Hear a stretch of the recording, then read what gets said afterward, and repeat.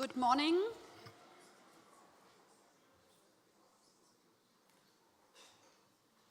In Dublin, and to be in this great surrounding today. For the 15th time, we are organizing this forum for energy consumers. It's really a pleasure to be back in person. We had it last year in a slightly different venue, but this one is really exceptionally nice. And we had also a very good second roundtable of regulators yesterday in a building next to it. So I think we have really good discussion yesterday, and I'm very, very optimistic that we also will have a very good discussion today.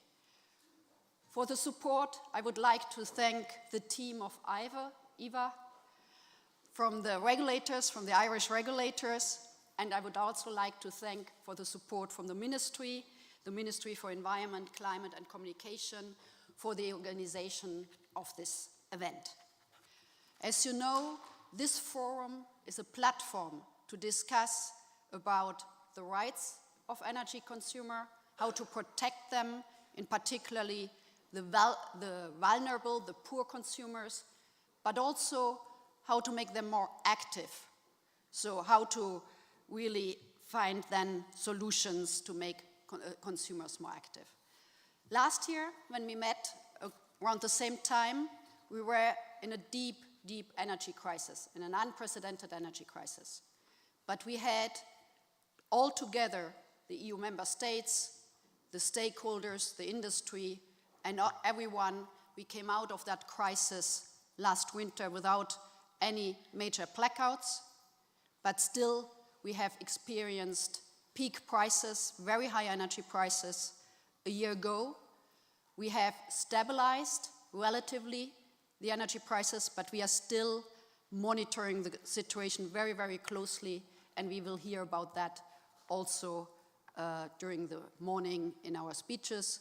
But I think it's really a key message that with all the solidarity of the 27 EU member states and the stakeholders, we managed to get out of the deep crisis, but we are still very vigilant. The prices are still not at the level of the pre-COVID, and we still have geopolitical and other issues to really watch and be careful. And that's why today we will discuss how we can learn and what are the best practices from the crisis. We will exchange how to effectively protect consumer also this winter and beyond, how to ensure access to the adequate warmth, cooling and lighting, and energy to power appliances. This is one of the bases of our recommendation on energy poverty, which we released 2 weeks ago, and which has also shown some more recent figures that nearly 10%, 9.6% of the EU population has problems to adequately heat their homes. That makes it to nearly 40 million Europeans who have problems to adequately heat their homes. So this is the framework of the discussion today. We will hear from citizens, associations, communities, system operators, project developments on what needs to be done to empower consumers to take active part in the clean energy decision. But for now, I think the key point is also that we listen first to my commissioner and the minister, and then that we start the proactive, the interactive. We also want to hear your voices, your opinions, your comments, your experiences from the crisis, and what to learn out of it, and how to make structural changes for the future. In Europe, we have done a lot, but I will come back to that later. So for now, I would really very much warmly welcome, on behalf of DG Energy, on behalf of my commissioner, Kadri Simpson, and she will now say a few welcome words by video. Unfortunately, she couldn't make it in person today, but she's very happy to address a few words via video. Thank you very much for now. Good morning, Dublin. Greetings to all of you from Brussels. I'm delighted to open this 15th edition of the Citizens' Energy Forum alongside my esteemed colleague, Minister Eamon Ryan. A big thanks to the Irish Commission for regulation of utilities for hosting this important event. The past 2 years have not been easy on people across the EU. The energy and cost of living crisis have really taken their toll on households everywhere. Last year, around 40 million Europeans could not keep their homes warm enough. This is a serious situation that concerns nearly 10% of the population, a sharp increase from just under 7% in 2021. As temperatures drop and the winter sets in, people will again be worrying about their well-being and their bills going up. This is something the European Commission is very concerned about and eager to tackle. It remains my priority as EU Commissioner for Energy to ensure access to affordable energy as an essential good. Today, I want to talk a bit more about the Commission's work in this respect. First, we are providing EU member states the right support and incentives to better protect consumers. Just 2 weeks ago, the Commission adopted a recommendation on energy poverty, complementing the existing one. It has 25 recommendations for different policy measures that EU countries can implement to tackle the root causes of energy poverty. These are of particular relevance for the ongoing update of the national energy and climate plans and the submission of social climate plans. These plans are unique opportunities to set structural improvements in motion. Thereby, member states can make use of significant additional EU funding to better protect poor and vulnerable households. Second, the European Commission has put forward a proposal to overhaul the EU's electricity market design.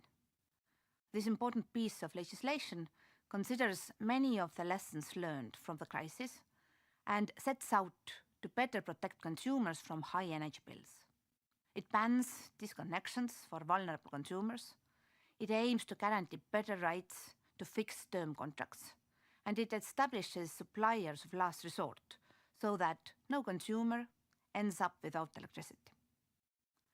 Just last month, we got the go-ahead from the Council to enter the next phase of negotiations, and I will ensure the proposal is adopted before the end of this Commission's mandate. And third, we are putting a strong focus on the clean energy transition. Homegrown renewable energy is not just cleaner, it's also cheaper.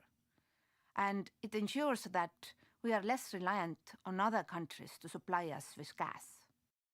After Russia began manipulating the EU's energy market and invaded Ukraine, we took the bold decision to wean ourselves off Russian gas and go all in on the clean energy transition. Our efforts are paying off, and in the last 12 months, for the first time, the EU generated more electricity from wind and solar than from gas. We want to ensure now that citizens and communities across Europe are fully involved in driving this energy transition. Whether it's in district heating and cooling, offshore wind development, building renovations, or putting solar panels on public and private buildings. The Energy Communities Repository and the Rural Energy Community Advisory Hub have been helpful in this regard, providing support to 57 communities across 14 EU member states. But we are also aware that we need to step up on skills. European workers must have the right skills to secure green jobs. This will make the EU more competitive and also solve our skills labor shortage. We are working on different fronts to address this. We are especially prioritizing large-scale partnerships to strengthen collective action on skills development. Only with our consumers protected, our citizens engaged, and our workers equipped with green skills will a wider social energy transition materialize. Dear friends, just a few weeks ago, key representatives from different European consumer organizations, regulators, distributors, and energy suppliers signed a joint declaration for the second year running to help consumers get through the winter. It includes measures to promote bill deferrals, prevent disconnection, minimize unilateral contract changes, and provide clear information to every consumer. It was an important moment and an initiative which the Commission proudly supports. Ultimately, it shows that we are all in this together. We all have our part to play, policymakers, public authorities, different players in the energy sector and NGOs. And this is what this forum is about too. Today, you have the opportunity to hear and learn from each other on how to protect and empower consumers this winter and beyond. I wish you all a very fruitful discussions and thank you for everything you do to protect consumers and alleviate energy poverty.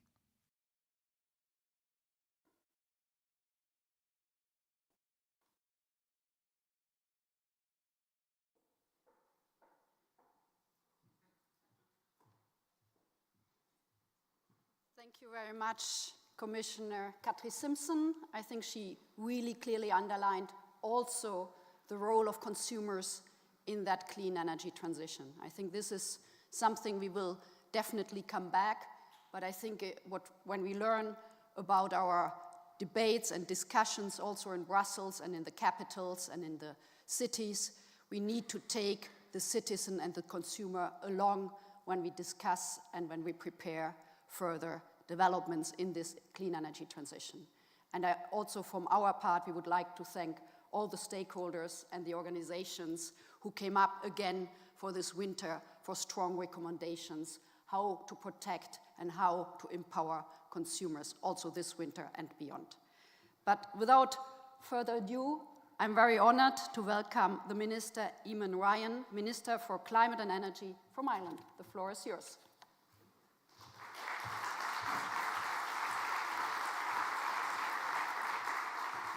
Thank you, Melchild, and good morning, everyone, including everyone online. You won't be able to see where we are. We're in the library in the RDS, full of old books. And I'm just reflecting. I was at an event recently, Department of Foreign Affairs were hosting, and they made the point, some smart person, they're mostly smart in the Department of Foreign Affairs, made the point that I think the first reference to Europe as a concept may have come back in the 8th or 9th century from those monks who were clinging onto the west coast of Ireland in their beehive huts, very aesthetic outlook and settlement. They went all over Europe with sharing some of their sense of the world. And part of their tradition was, I only read about this summer, is that when visitors came back to the west of Ireland, you would feed them and look after them and educate them. And I hope everyone here who's in the hall who's visiting from overseas is having a good time in Dublin, and you're very welcome. I wanted to share just a few thoughts and maybe to give one message in my mind in this issue about Citizens Energy Forum. Maybe just give a message, what I see as confidence in our European position, in where we are in the world, in a very turbulent and difficult world. I mean, incredibly difficult. It's been raining here in Dublin for the last 6 months. It was the wettest October ever. It was the warmest October ever. It was the wettest summer ever. It was the warmest summer ever. It's weird what's happening in our world. And we first of all need to give confidence or get a sense of understanding as citizens. Can we manage this energy transition that we have to do towards a more stable, safer world? And in that, for Europe particularly, we know we grew up, I'm a certain age now, grew up in a world where we, the wealthiest 20% of the world, consumed 80% of the resources. And that's not going to be the future for Europe or for my children and their children ahead of them. We're going to be living in a world where we have to be really efficient and we have to protect our welfare and prosperity by using resources really intelligently, including energy resources. And in that, I suppose this is where I want to give the sense of confidence. I think Europe can and will be good at the energy transition towards a low-carbon future that we need to make. And where there's real uncertainty at the moment in Europe in terms of future of industry here, or how we afford this transition, because energy poverty is an acute issue, I believe that the approach we're taking in Europe will work It'll see us with good advantage compared to China or America or other areas in the world who we are engaging in this energy transition at the same time. We have to do it together. We have our differences. I'm on the Energy Council as well as the Environmental Council. We spent half our time seeming to argue about nuclear versus renewables. But actually, I believe if you look at the underlying change that's happening and the way that it's happening, it gives me confidence we can make this leap we need to make. It is centered around the development of renewables and efficiency. That's not just in Europe. Coming from the climate pre-COP negotiations last week, I think it's fairly clear we're going to agree a tripling in renewables, a doubling efficiency by the end of this decade as the first two key planks of the agreement we're going to need to reach to meet our climate targets. And renewables have certain characteristics, certain disadvantages, not the energy density of fossil fuels or nuclear, but the ubiquity, the diversity, the security and stability which comes from relying on power supplies where the fuel cost is fundamentally zero and the resource is not going to go away, or it's owned, or it's controlled, or it's managed in a different way to the centralized hierarchical energy systems that we've got used to in a fossil world in the last 2 centuries. The characteristics, as I see it, of a renewable energy future, and there's a new industrial revolution taking hold, which is centered around this, is in the balancing between variable supply and variable demand. And whichever continent or whichever countries or whichever communities are good at that are going to be the ones that prosper and succeed and protect their people and make the transition fastest. That dance between variable supply and variable demand, I think we need to look at in 3 ways. Firstly, we need to think very big, almost intercontinentally in my mind, in terms of how that can work. I believe one of the most important things we in Europe are going to try and push and negotiate and agree in Dubai next month isn't just our position, but it's making sure that our neighbors in Africa and in the Middle East and other parts close to us have a similar opportunity to prosper and develop in this energy transition. It's not fair.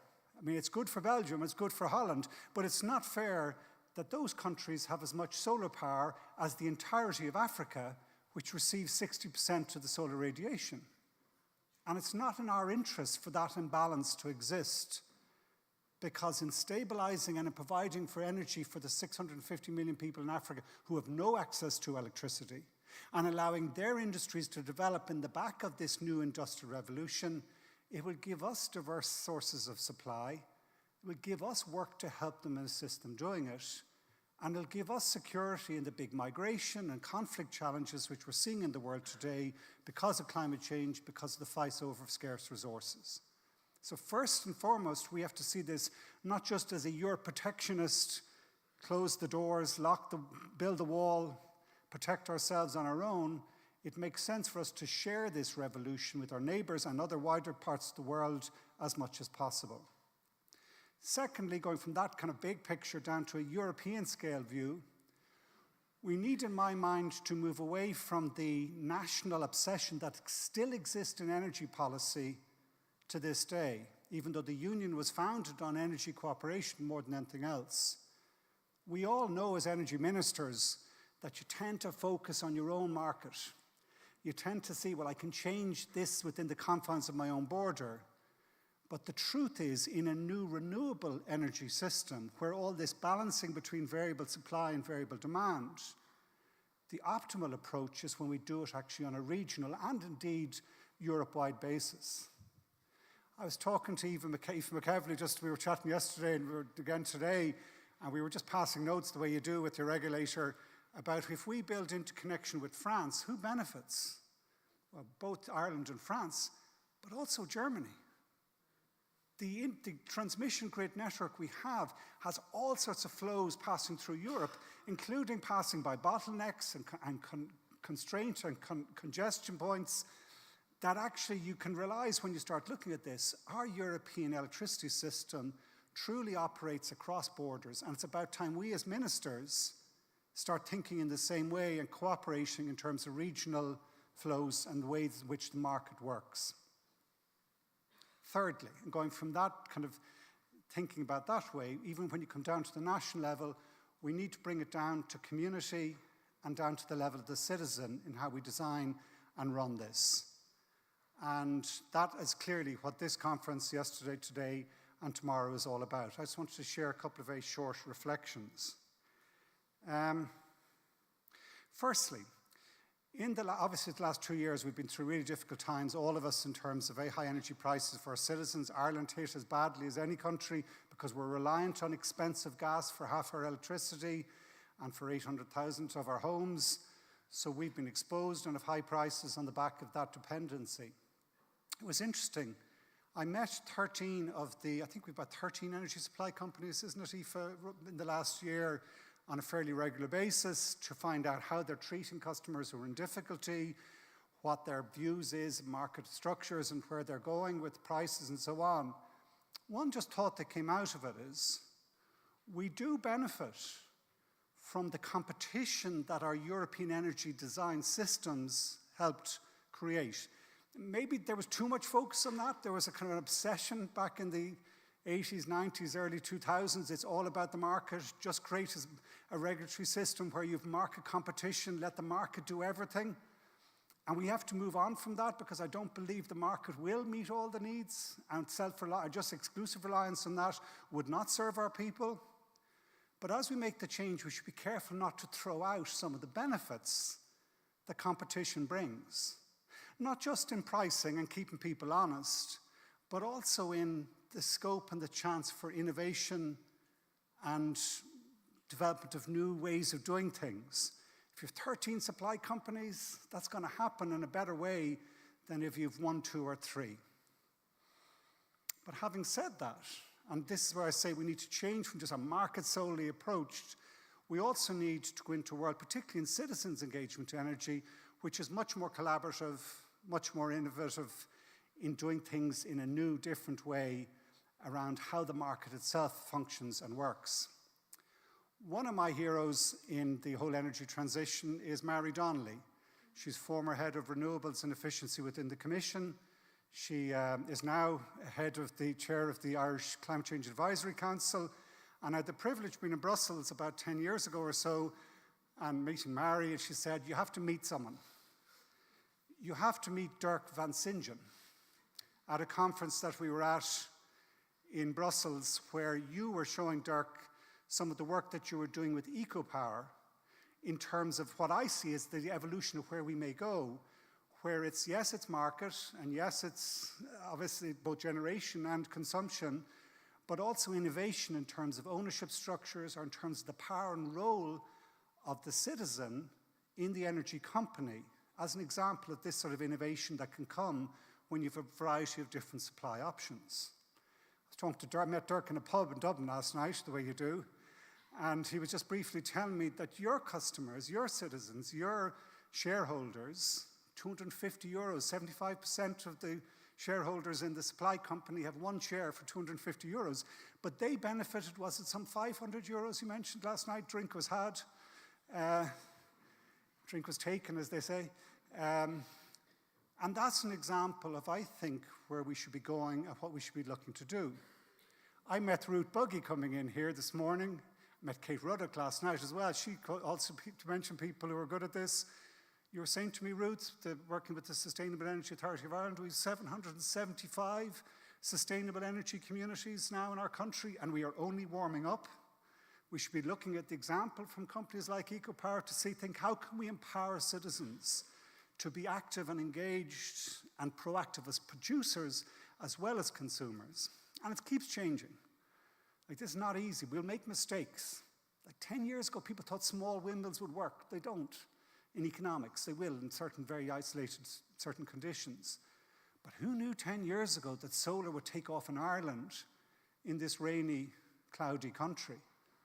And so we should be using the technological innovation that's happened mixed with new sustainable energy communities to test and trial and work out new ways of doing things.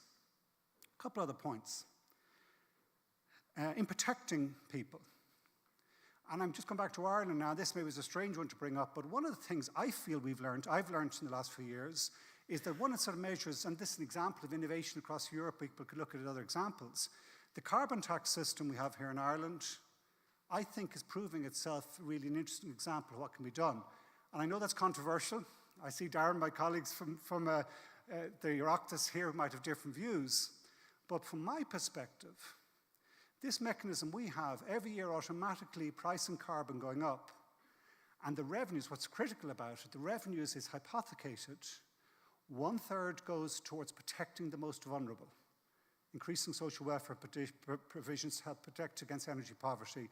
55% goes to retrofitting of buildings, particularly again targeting those on low income, which is the best way of protecting against energy poverty, and 15% goes to farmers to help them make some of the transition. I just cite it as an example because we're about 3 or 4 years into operating it now, and in my mind it's starting to work demonstrably in terms of providing a stable income to do the retrofitting no matter what the budget situation, and actually providing social welfare increases to help people in energy poverty, which is a critical challenge we have to face. Lastly, I'm sorry, I'm conscious of time, and I could speak for much longer here because this is a critical issue. How this industrial social revolution unfolds is critical for all of politics. It's not just an energy issue. This is key to the economy. It's key to social welfare. It's key to every aspect of politics in my mind. One of the other truths, it seems to me, and now we understand this revolution, is that there are 3 revolutions taking place at the one time, and they're all interconnected. Yes, we have this clean energy revolution, this incredible leap in not just PV or wind, but also battery storage and all the other aspects of the clean energy technological revolution. But also there's a digital revolution, and the two are connected. We know in Dublin more than anywhere else where we have a lot of Europe's data centres that unless they go low carbon, they don't have a future. So they need clean energy to be able to work. And similarly, the clean energy revolution needs digital. If it is a dance between variable supply and demand, and you have to send really sophisticated, clever signals to everyone when to turn things on and off, and how that's done in a non-moral choice every minute of the day, working out what you're doing on energy, then you need digital. And similarly, there's a third revolution taking place in transport, and I think they are connected. In Ireland, our biggest challenge in reducing emissions is going to be in the transport side, because we have an embedded car dependency from decades of thinking that way. But that too is changing, where clean energy is central because all transport has to be electrified, like so many aspects of society in this revolution, but also it needs digital, so that you go towards a more sharing, more efficient model. The whole use of automation and other will require digital as well as clean energy. So I just mentioned all 3, and this is where I think Europe is going to have an advantage. The question is, who's going to be best at regulating that digital, clean energy and transport revolution? And yes, the States has the IRA where they have $1 trillion in tax credits given to the energy system, clean energy system.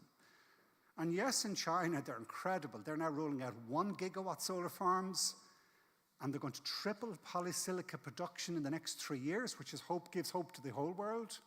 If we can do this collaboratively, not competitively, not trade war way. But Congress can't agree whether it's Wednesday or Thursday. And China will have real difficulty making the grid and other connections you need to avail of all of that clean power in an efficient way. The question is, can Europe do it? On the back of is it 20 pieces of Fit for 55 legislation that we've agreed now? An incredible sway of energy efficiency, renewables, alternative fuels, all the massive wide gambit of European legislation. And I think in the end, we can and will. It still requires flexibility.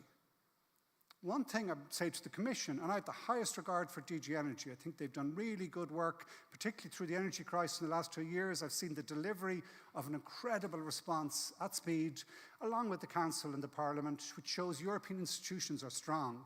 We have ability in terms of guiding the path forward for our people. But the words of another friend of mine, I'm using this as an opportunity to mention colleagues and friends, Brendan Devlin from the DG Energy, Irish fella, kind of. He is Irish. I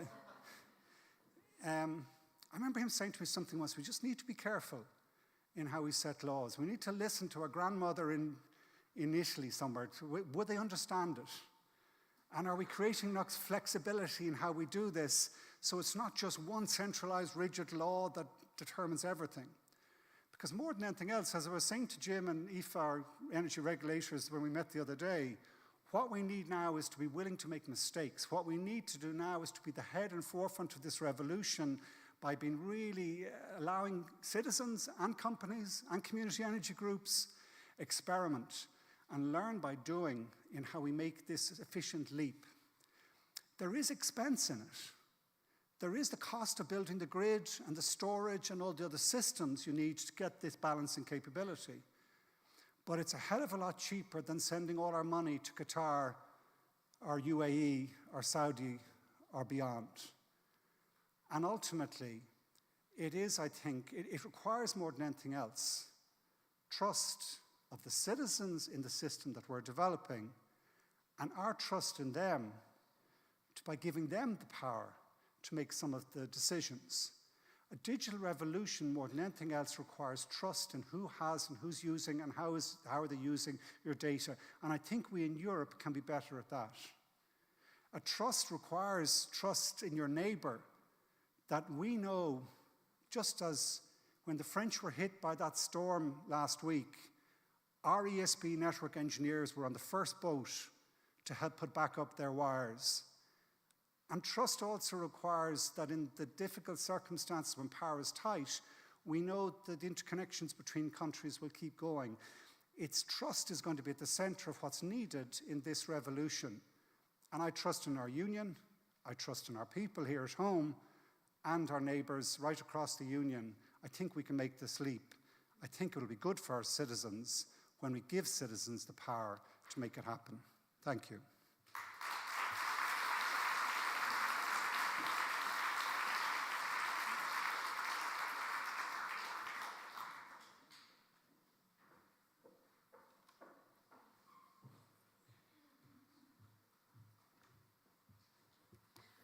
Many, many thanks, Minister Ryan, for your very inspiring words, and also to remind us also about the bigger picture, the global picture.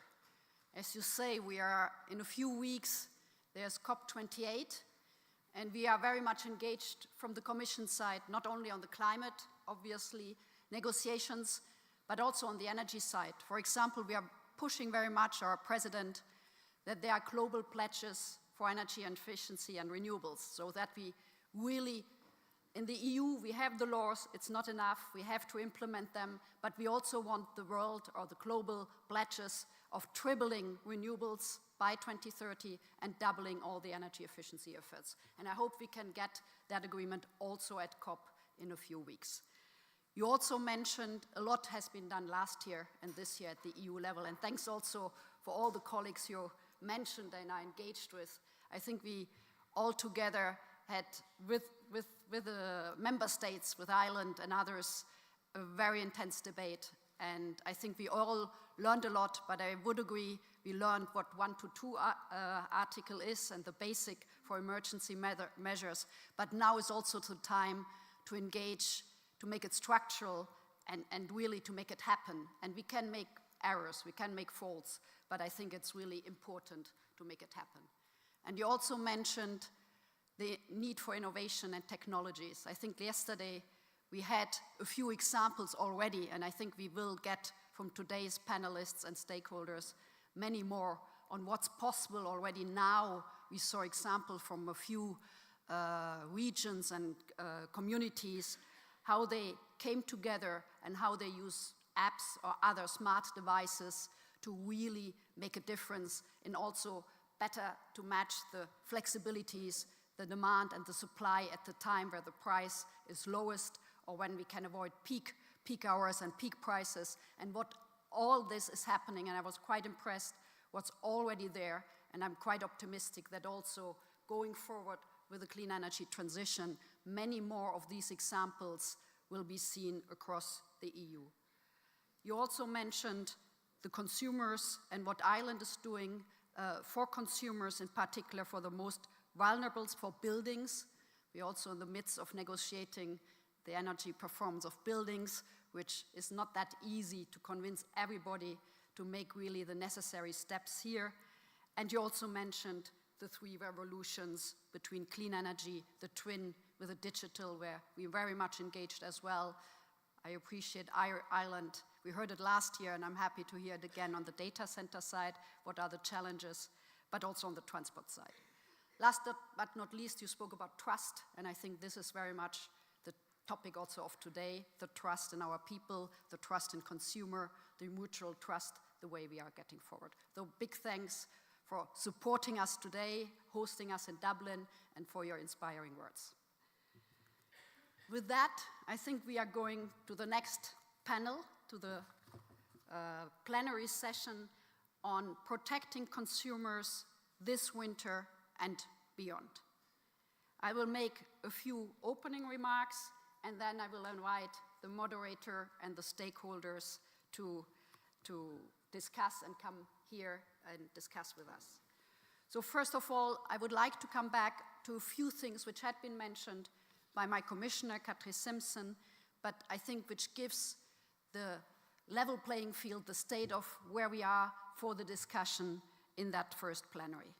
It was mentioned that we have updated our energy poverty recommendation. I think what was surprising to me, that still we have nearly 10%, 9.3% of the EU population which cannot adequately heat their homes. And that has been rising from 21 to 22 by 10 million people. I think this is half of Ireland population, so it's huge. We have seen in the crisis that this energy poverty are people who are in a situation which are unable to access essential energy services and products, and it can impact their health and their ability to also fully participate in the society. I think all countries in the EU are concerned about that. There are obviously differences between the EU member states, but generally I think that is something we should be much more caring about it and taking steps. We have the clean energy package already, I mentioned it yesterday, which we need to implement because there are some really issues for member states to take action, to be obliged to identify the exact number of households in energy poverty in order to be able to reduce this number and take measures to address it. We have also in the Energy Efficiency Directive, for the first time, a definition on energy poverty and the right frame in a coherent way across the EU. And energy efficiency, it's not only the directive, it's really something where we will see that with measures in energy efficiency and energy savings, we can really tackle the bills, the energy bills, we can really make a difference. I already mentioned the EPBD, the Buildings Directive, where we need to support right now in the last steps of the negotiation from Parliament and the Presidency to continue and to enable also buildings to be better and better insulated, but also bring the benefit then to the vulnerable in order to pay the bills and have less high bills in that sense. Apart from all the regulatory work, I think the funding, the public funding is necessary. The private funding definitely as well, but we have the recovery and resilience plans, we have the cohesion funding, and we are setting up the social climate fund once in the next 2-3 years to accompany the measures we have been introducing in the NTS. We have already heard about the national energy and climate plans. We have 21 national energy and climate plans already submitted. It's a tool to not only plan ahead for 2030, but to get all stakeholders on board. It shouldn't be seen as must and a must administrative burden. It's really something the ministries can get together with the stakeholders and to look how can we make sure we reach these ambitious targets for 2030. And from the Commission side, we will assess those once they are in and support the member states to really have them ready by for 2024 and then for 2030. We discussed other things about the recommendation, which is about information sharing, skills development, and durable solutions on energy poverty. So I think we have made a step forward with this recommendation, which was accompanied by the joint declaration, and I'm very happy that we have all 9 signatories of the joint declaration here together, and we will hear from Monique and Sierra later in the panel what this means and how we can make sure that this joint declaration for enhanced consumer protection also this coming winter can help everyone and that no one is left behind. Then I think we already heard about the next steps for Fit for 55. We are in the midst of negotiating the electricity market design, which we hope to conclude with the Spanish presidency end of this year. It's quite a challenging timetable, but it's there also. There are many, many elements to protect the consumers, to give them choices, to have fixed contracts and variable contracts. We discussed that yesterday in a very intensive manner, but it's also about having even more energy communities. I'm happy to hear that Ireland has a lot of good examples, and then energy sharing. So we have and will have the regulatory framework ready for this Commission, and then obviously the implementation. And I think we can accompany that by this fora, by a communication, by digitalization, by innovation, and by trust in the people.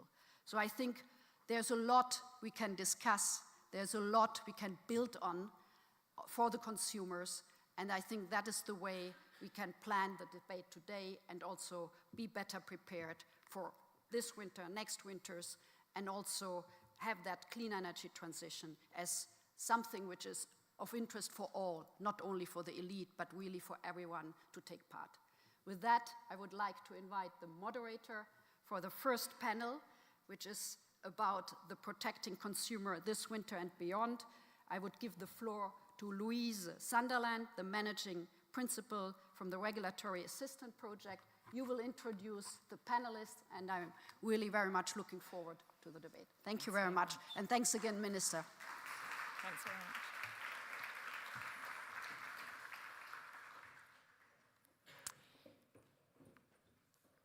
Thanks very much indeed. Can I invite my panelists, who I'll introduce as they come to the stage.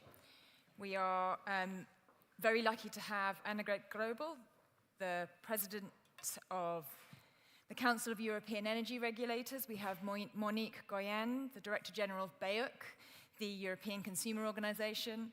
We have Baiba Miltovica, President of the 10 section, which is the Transport, Energy, Infrastructure and Information Society section of the European Economic and Social Committee, and Halina Jagilska from the Young Energy Consumer Task Force of the European Youth Energy Network. Hello and welcome to you all. We have Halina on the far side, Annegret, Baiba, and Monique, if you're not already familiar with our panel.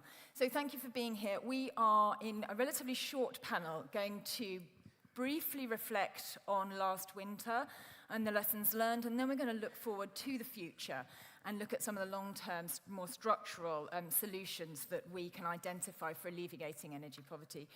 So Annegret, if I could come first to you from the kind of regulator's perspective, what were the lessons learned from last winter, and how do we ensure we are prepared for the future? Many thanks, and welcome to the audience as well from my side. I think we have more or less 5 lessons, which I would like to outline briefly.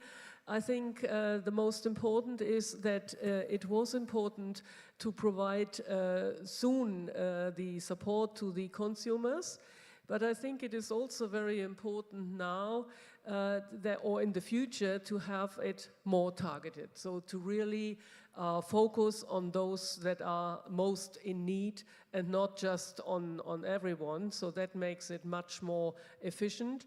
We are also, as CR, of the view that any sort of these measures need to be always temporary and time limited, again, in order to ensure that consumers remain and understand their usual behavior, and that in that sense the price signal is not suppressed. So that is important also for energy saving and other measures that we want consumers to do.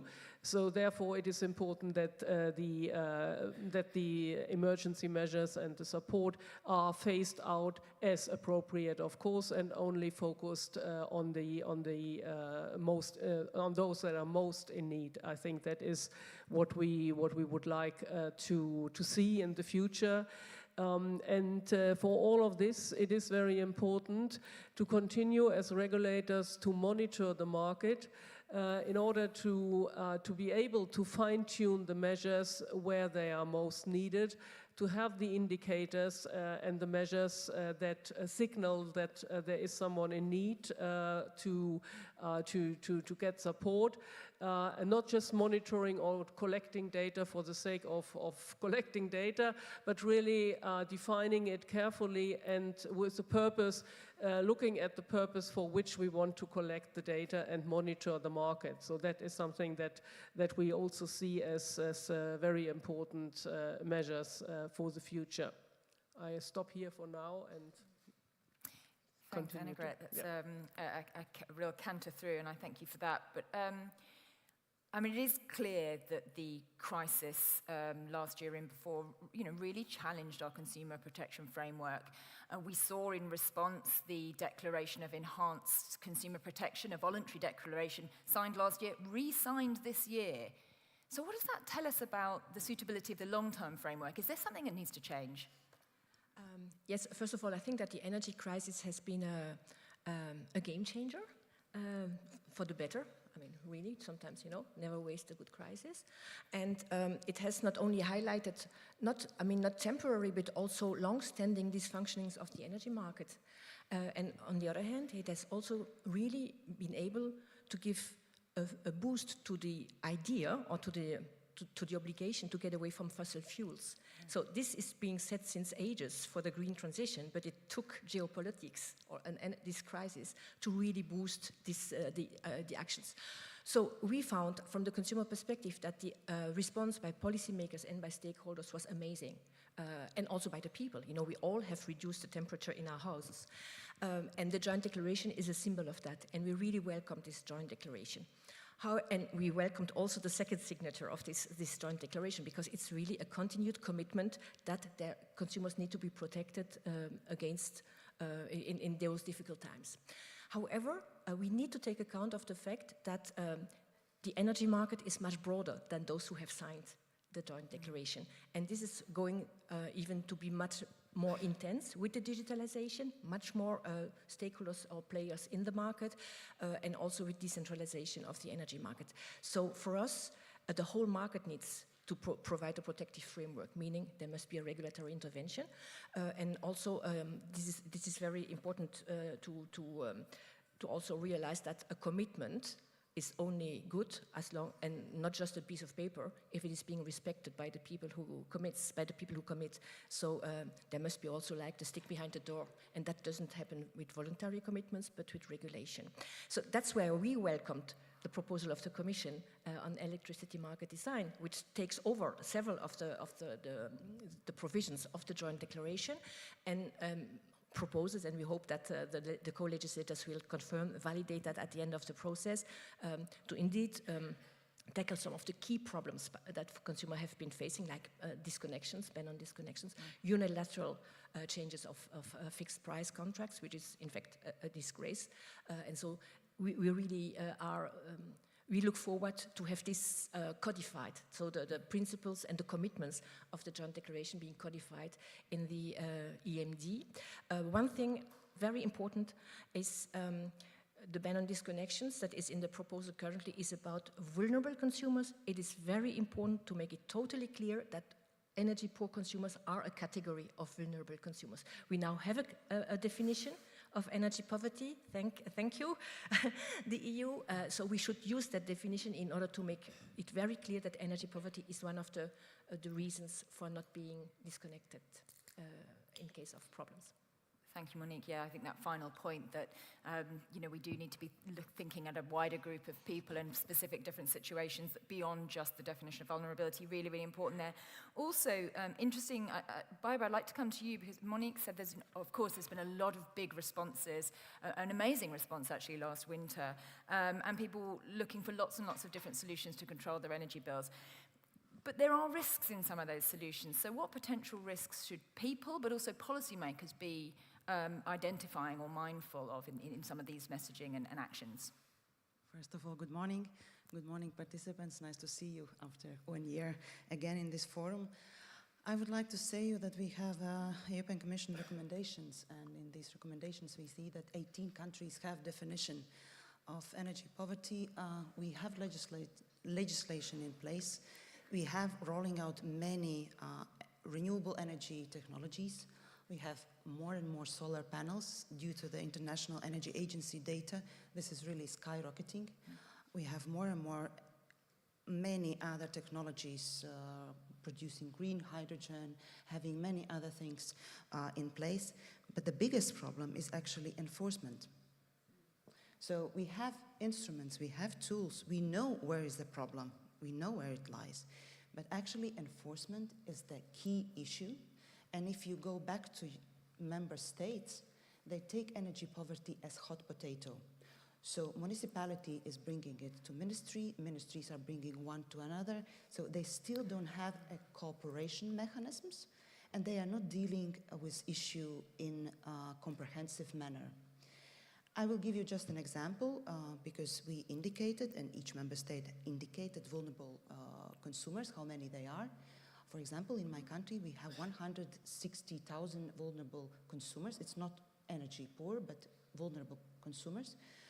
And from them, I asked the ministry how many get the specific social support, because Annegret mentioned that last year we really produced a lot of specific measures. Only half get these energy support schemes. So my logical question, what other half is doing?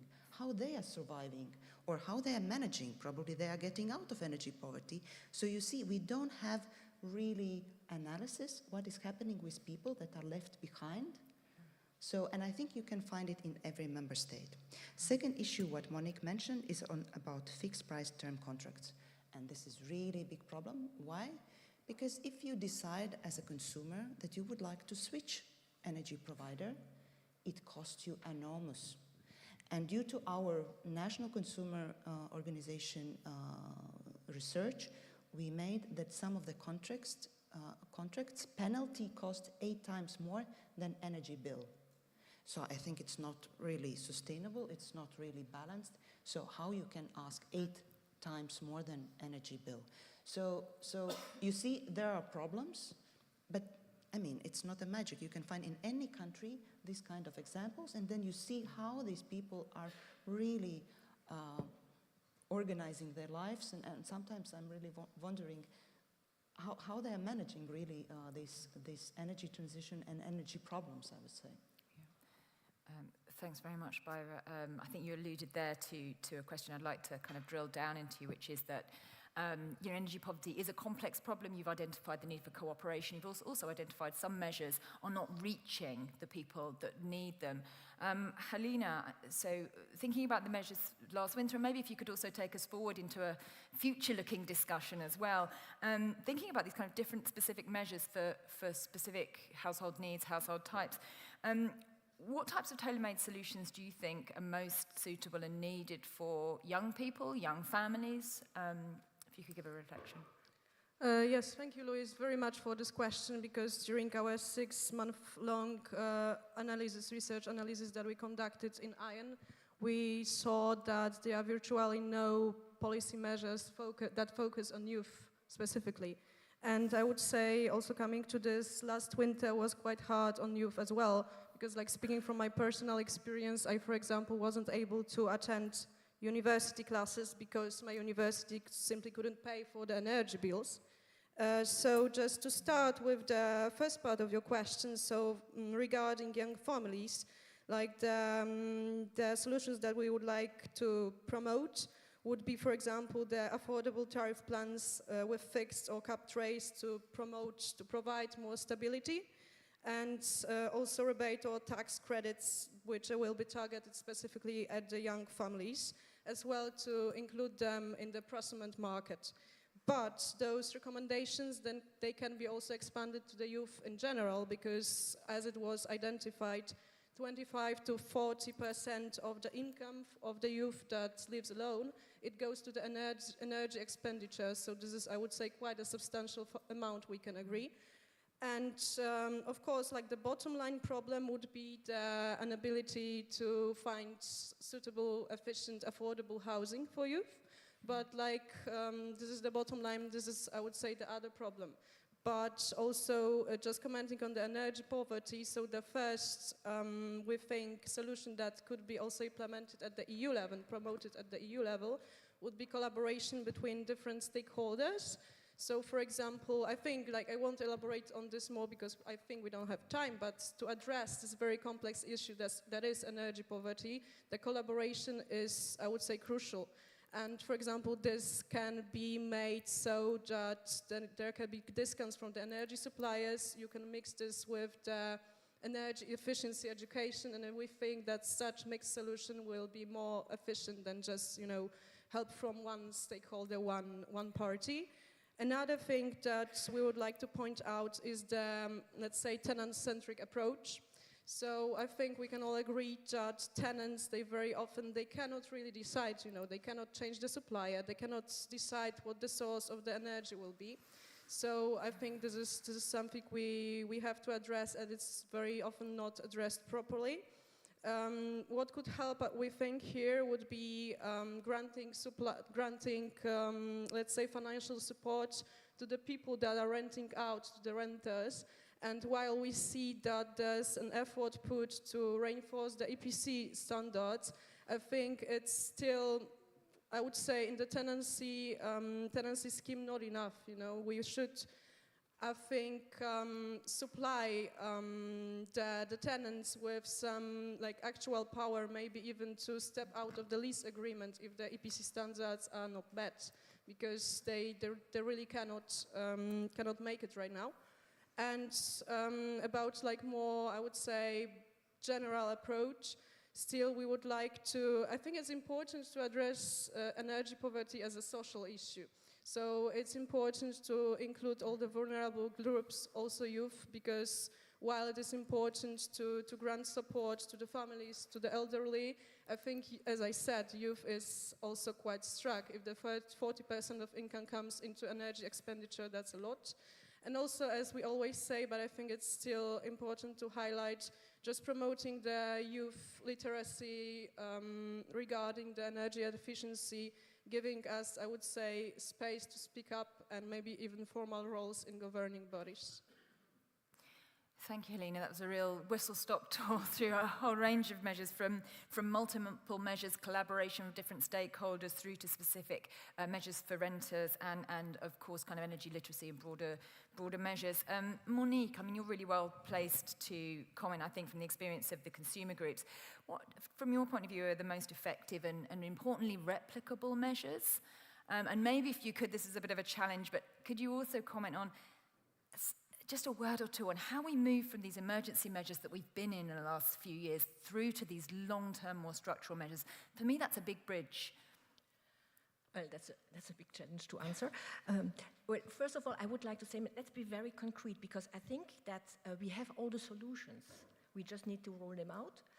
And if you want really people to get out of energy poverty, my first suggestion would be, don't wait for them to come and see you. Because those people, I mean, energy poverty is a concept, and it is important that we have it as a specific policy concept, but when the person is energy poor, they don't call themselves poor. They don't know where to start with. Food, education, health, energy. So they are struggling, and they don't want to be labeled as energy poor. So it is important to go where they are. And there is, I think, one stakeholder that is maybe underrepresented in the Energy Forum, which is the social workers. We have carried out, some of our BEUC members, consumer organizations, some of them are here in the room, have carried out, you were part of that, a project thanks to European funding called STEPS, Solutions to Tackle Energy Poverty, where social workers have, so our members have been teaming up with social workers to train them on how to get out of energy poverty with very low-hanging fruit, you know, install LED lights, put the tapes on the windows, put a shower cap. And this was very effective because those people know where the energy poor people live and they go to their homes with physical contact. And that's really, don't expect an energy poor person to download an app and to try to get a YouTube video explaining them how to do that. So it's really important to be aware of the specificities of that vulnerable group.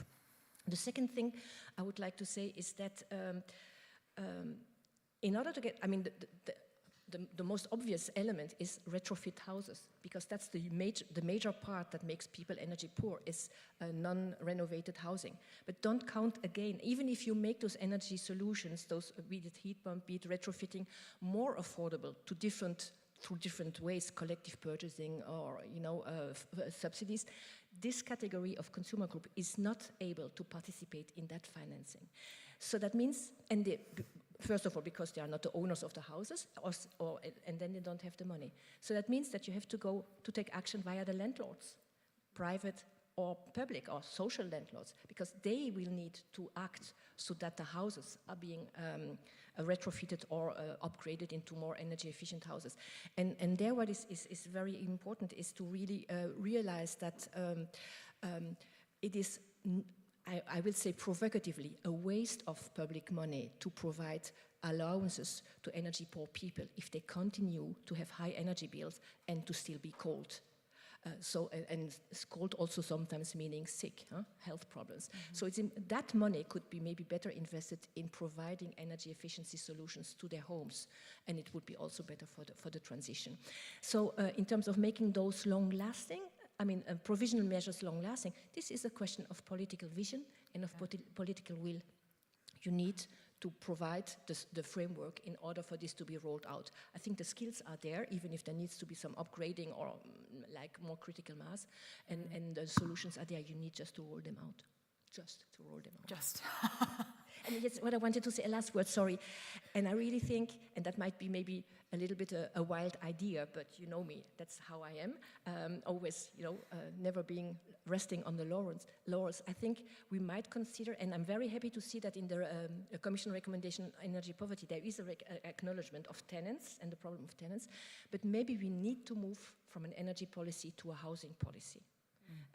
Now this, we know it's not a European competence, because it's more local, but there is so much wealth in the different local and national and regional initiatives that can maybe inspire, and that the European Union could be a place where those best practices or those ideas are just being gathered in order to be able to roll them out. It can be a soft intervention at European level to promote housing policies that are inclusive and that are also, of course, contributing to the green transition. Wow, yes, thank you. That was a big question, and that was a great answer to. I'm particularly interested in the moment you said that very often, if there's a subsidy scheme or perhaps a financing scheme, this is not suitable, this is not reaching people in energy poverty in particular. We do need specifically designed policies.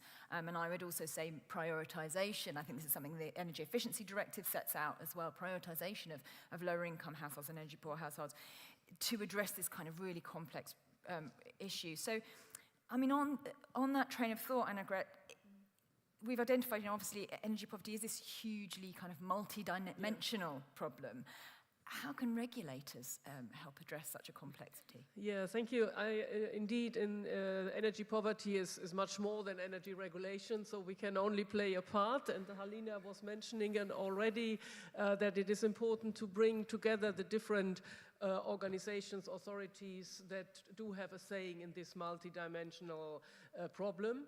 And this is maybe then also the role of the regulator to provide the necessary information, understanding, and in particular also it was mentioned the word trust earlier on. it is difficult sometimes to convey the messages to the energy poor and to provide trustworthy information that they can also understand. So I think that is something where the regulators can play a role in coming from the market monitoring, of course, but then, let's say, helping to translate it into the various policy measures so that they, in the end, and I think that is something that we really need to bear in mind, that there is a behavioral change. Yeah? As Monique was saying already, it doesn't help to subsidize this forever. Yeah? This is not changing the behavior. So we still need to make sure everyone, all consumers understand their contracts and make a choice what really serves them best, etc. And this is something where regulators can provide a lot of information and communicate also with the energy consumers in general. So I think that is something where we can contribute to this multi-dimensional problem, and then see that this then also plays into the longer term energy transition. So we want to empower consumers to benefit from the energy transition, and we are well aware that there are a lot of different categories of consumers, but we want to make sure that also those that are, let's say, not so active yet do understand the mechanisms, and then also have a chance in the end to get cheaper bills, etc., because they save energy, they use more energy efficient equipment, and after all, they also do have then contracts that serve their purpose best. Yeah? Because I think sometimes there's an understanding that the fixed contract or fixed price contracts are the best. Not necessarily, yeah. So the consumers may also benefit from flexible prices, of course, with the necessary contractual management, contractual relations, that the risk that these prices, let's say, have inherently are not unilaterally piled upon the consumer. Yeah, but on the other side, if we want the consumer to be active, to provide flexibility, etc., we also have to make the consumer understand the benefit of this activity. Thank you, thank you. Helena, if I can come to you, Annegret there was talking about obviously the consumer's role. We all need to, I think we've heard that already a lot this morning, we're all needing to take a much greater part. How can young people contribute? What's the role of young people, do you think, to the inclusive energy transition, where we recognize that different groups of people have different needs? Yeah, to this I would just like to make a bottom line. So I strongly believe that if you want to engage someone in any movement, in any action, you have to first understand their needs and include them in this action, in this case, combat against energy poverty. And as I said, we analyzed, I would say, substantial number of countries, and there were no policies that are targeted at youth. Even more, sometimes some policies do apply for the people that have a certain income, but just don't apply to students. So I would say, again, if you want to engage, you have to include first to make it work. But like going to certain solutions, I would say I'm a strong believer as well in the knowledge-based activism, so to say. So I think we can all agree that youth is going to be the generation that is going to be the most indulged in the energy transition. And already I think we can see that youth takes initiative very often. There are like several examples, I think, of grassroots initiatives such as Schools Initiative from Poland, where I come from, that are gathering the momentum right now, and they try to highlight the issue of energy poverty as well. They try to disseminate the knowledge. But what we need, I think, is again the collaboration. So, for example, we need the knowledge-based activism. We need also the backup from the experts, from consultancy centers, from observatory centers, to give us the, I would say, decisive knowledge to make our actions better, just better. And of course, as I also said, we need the space to do that we need the financial support. So I would say the backing up the grassroots initiatives can be beneficial for us all. Also because I think youth can be named a generation that is digitally literate, you could say. And we think this can also be, social media can be a nice way to disseminate the knowledge about the energy poverty and how to tackle it. And also I think what comes to mind also about the dissemination of the knowledge are the one-stop shops for the consumers. But I think it's quite obvious, it can be seen that very often there's a huge stigma in reference to that. For example, for lots of people, I think it's quite hard to just go to, for example, local municipality office and say, okay, I'm struck by energy poverty, I cannot make it. So the youth initiative here, it's already starting, would be to propose, for example, online one-stop shops, like the first 8 one-stop shops online, to lift this stigma and help the people in need to reach out, actually. So that would be the recommendations for now from us. Thank you, Helena. I think in that last point, echoing some points made by Monique about kind of enabling people to access services where they naturally find them, whether that's online or whether that's through other service providers that they're already accessing. I'm very, very aware of time, and I realise we will start shortly to be eating into the time of the next panellist. But Barbara, if I can come to you with possibly the most difficult question of the panel, which is listening to everything you've heard. I wonder if, from your point of view, if you could identify, one or a small number of what you would say were the biggest priorities in addressing this long-term structural issue of energy poverty. I think Monica already mentioned, but I mentioned that already 3 or 4 years. Housing is a key. In tackling energy poverty, the housing is a key. If you ask where for the Commission to look at, and actually it is the competence area, it is financial instruments.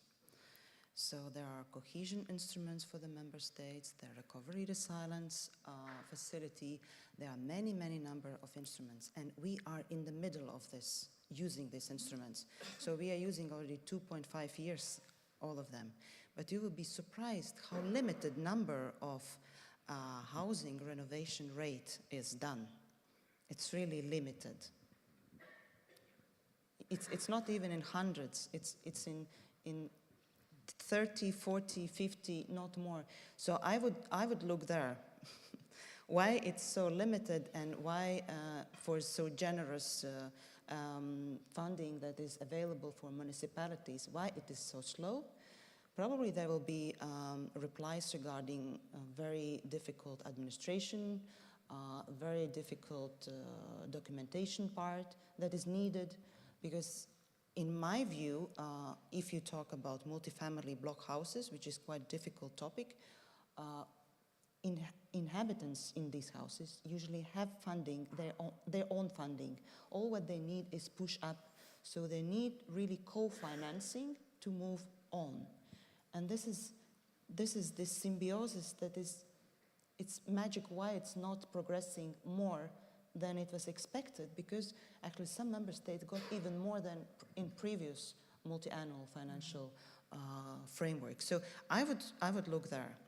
The second issue is what you mentioned, the students mentioned, because I was also in university in the winter time when it was really cold and heating was not on. So I know how it is for students and also for the lecturers.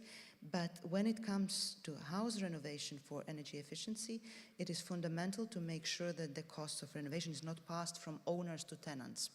So this is a key, that tenants are not really able to grasp all these expenses. And you mentioned also digital solutions.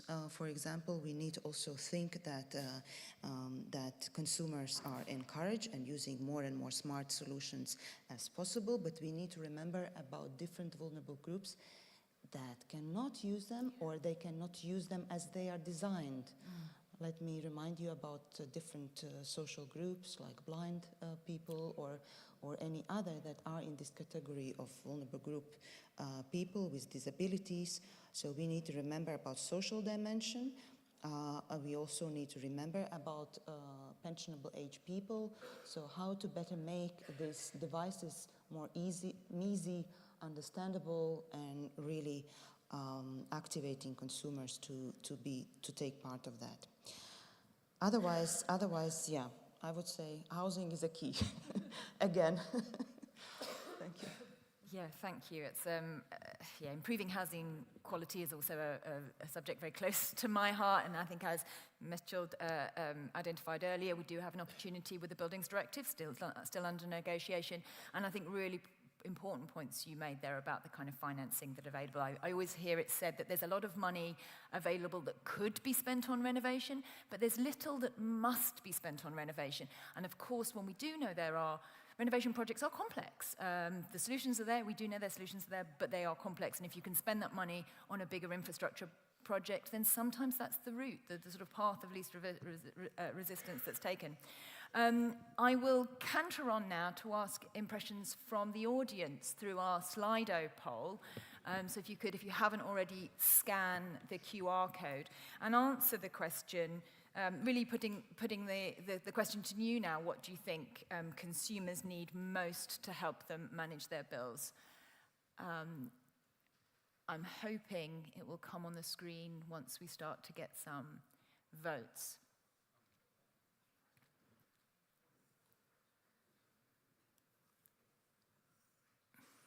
And it is. I feel like we need a drum roll. And of course, our speakers have identified already a number of measures all the way through from the housing quality standards that we've talked about. Particularly, we've talked about a lot of measures for renters, through to information. Oh, information is coming up there hugely, and money.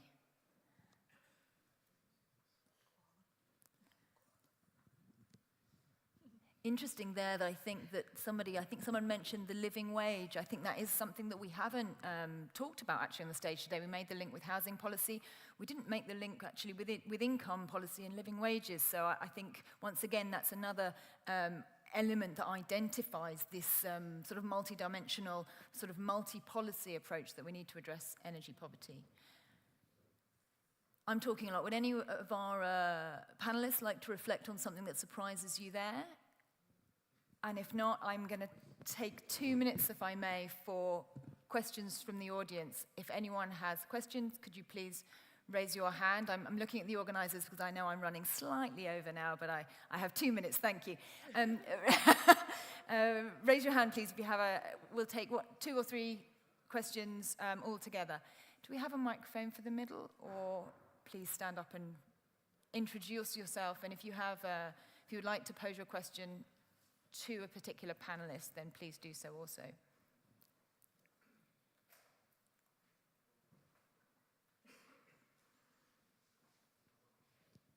Maybe if you could, how loud is your voice?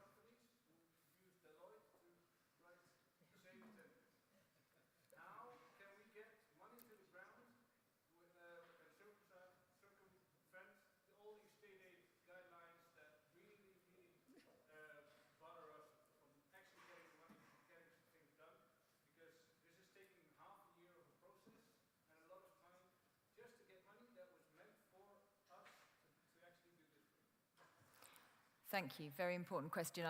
If there's another question, I'll take 2 and we can answer them perhaps together. If there isn't, then I feel... Was there someone you wanted to ask that question or just generally to the panel? For the people online, I'll just recap. That was a question from the European Federation of Energy Cooperatives, and it was asking about how do, I think, if I may summarize, how do cooperatives compete for funding, for money to do energy poverty programs against, you know, organizations with more resources, commercial organizations where those are identified. Barbara, I feel like this may be a question for you. No, because I'm drafting, I'm also involved in project management issues, so I know what you mean. I mean, you need to be brilliant in your project. You need to give a very interesting activities, very good tools. You need to try to be innovative and give added value. Nothing else I can mention, because competition is competition. It's really up to the funding requirements, then yeah.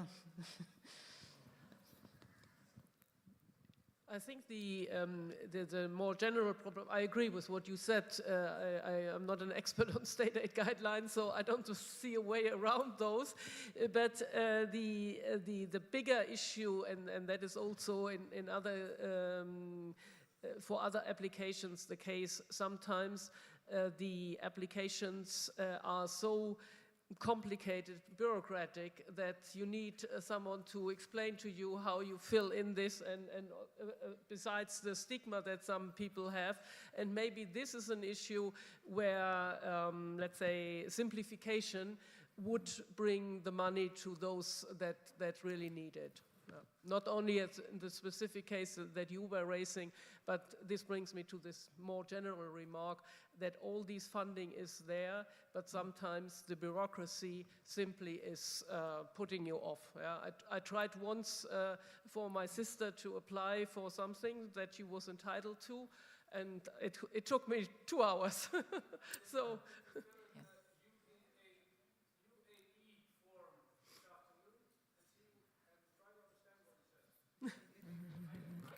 And Monique? I would like to give a positive note there, because I think that we can also trust the panels who analyze the bids or the projects, because I mean, we have been competing against the big four and those very high-flying terminologies, and I think that those who are the jury who is analyzing the projects, and if they are interested with, you know, like if the added value or the value of a project, even if it is maybe less well presented as the usual suspects, if I can say, I think it has as many chances to win. Because if you can already overcome the bureaucracy of filling in the project.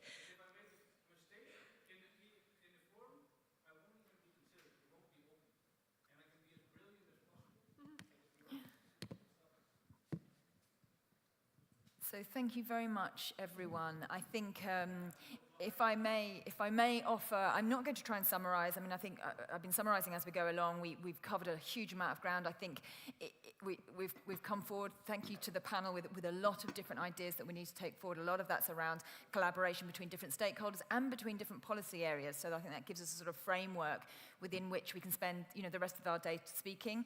I would encourage you, with the permission of the panel, to come and chat to us during the breaks as well about these further about these long-term solutions, so we can continue the discussion. And I will hand over to Mathilde to introduce our next panel.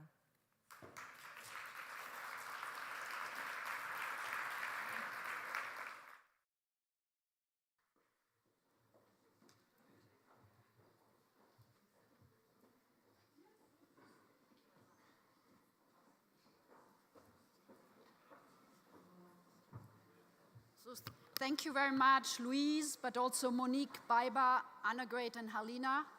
It was a great panel. It was also good for once to have an all-female panel. So I think we touched upon a number of issues, and what I retain also is that the housing issue is as such a big issue. As it was mentioned, there is not an overall direct competence for the European Commission or for the European Union, even though we are in the midst of negotiating the Buildings Directive, which is more about the energy performance. But there's a huge likelihood that we not only conclude the file, but that we can introduce minimum energy performance standards, which is something we have proposed for the very first time, and Parliament and Council, which are now the co-legislators to look at it, at least I think there and a number of other things we can advance. And that is the framework, but there's a lot what we can do, and here the Commission has a role, and I take that point, that we provide a platform to exchange best practice. I think we shouldn't underestimate in that area, but also in some other areas like the forum today, that bringing the people together from different parts of Europe can also help to learn from each other. And we had that yesterday, we have it now in the panel, and that brings me also to the next panel, where we will look now in the second plenary session more closely what has been done on the ground to help or to control energy bills. And then here we have also invited NGOs, a consumer association, a local authority. So we have, again, stakeholders, representative from different parts of Europe. And I think that is already a start to exchange different views and different best practices, and also to discuss possible solutions, which we then can also translate not only in a legal framework, this is one thing, and I agree that enforcement, implementation here is another big thing. There is public money, there is some EU money, there is some money in the recovery and resilience plans and facilities, which is foreseen for innovation, but it's often a drop in the ocean. There's much more at the national, regional, and maybe also on the private side. With that, I would like to invite Ruth Buggy, who is the moderator for the second plenary session. She's working at the Sustainable Energy Communities and Smart Grid as program manager at the Sustainable Energy Authority here in Ireland. So, Ruth, you will have the floor, and you will introduce the next panelists until around 12 o'clock, and then we will have a lunch break. But first, the floor is yours.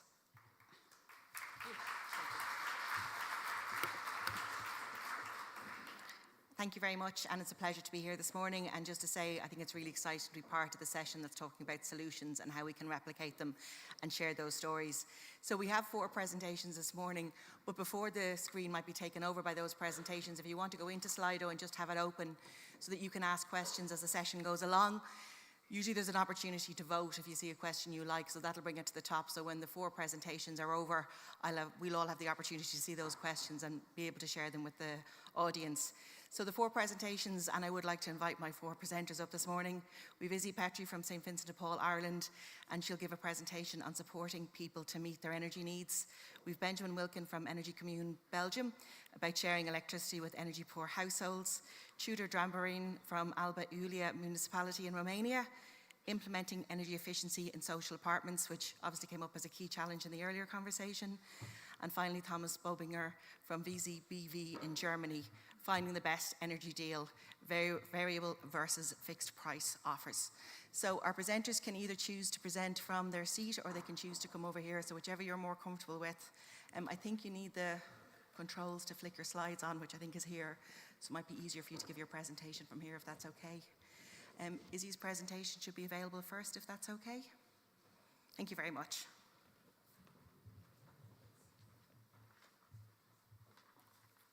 Hi everybody, and thanks for having me. It's really good to be here and hear from so many different kind of groups and perspectives, and also just really welcome the focus of the day and the discussions. So to start with, I'm going to introduce St. Vincent de Paul and our particular perspective on this, and I suppose share our experience of supporting people to meet their energy needs, particularly with a focus on this time of very high prices and the impact on people in energy poverty. I work for an organisation called St. Vincent de Paul. We're the largest voluntary organisation in Ireland. We were founded in 1844. Our members who forms SVP, St. Vincent de Paul, and our volunteers work across a range of activities, including charity shops, social housing projects, family resource centres, education bursaries, and many other activities. But the main work carried out by SVP members is home visitation, which is a system where members work very locally within their own communities to offer practical support and friendship to people who are facing poverty and exclusion. So we have over 10,000 visitation members who respond to requests that we receive. And last year we received over 230,000 requests from the public. And while each situation that our members would respond to is unique, common areas of support that we provide, that we respond to, is people needing help meeting food costs, help with the costs of education, engaging with education, people struggling with different aspects of housing, whether that's affordability, housing quality, and also energy costs. So to just spend a little bit of time on some of the particular impacts on people that we have seen during the energy crisis.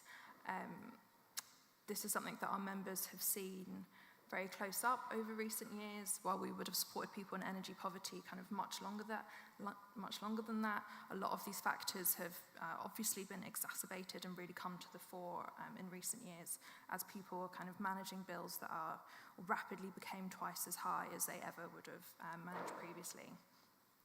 So the scale of the impact is clear in our national statistics in Ireland, with over 370,000 people in households unable to keep their homes warm enough. That was in 2022, and that was double the previous year of data. Rates, so that's around 7% of the population, but rates are much higher for certain groups, including people who can't work due to ill health or disability, people who are unemployed, and also one-parent families and other groups as well.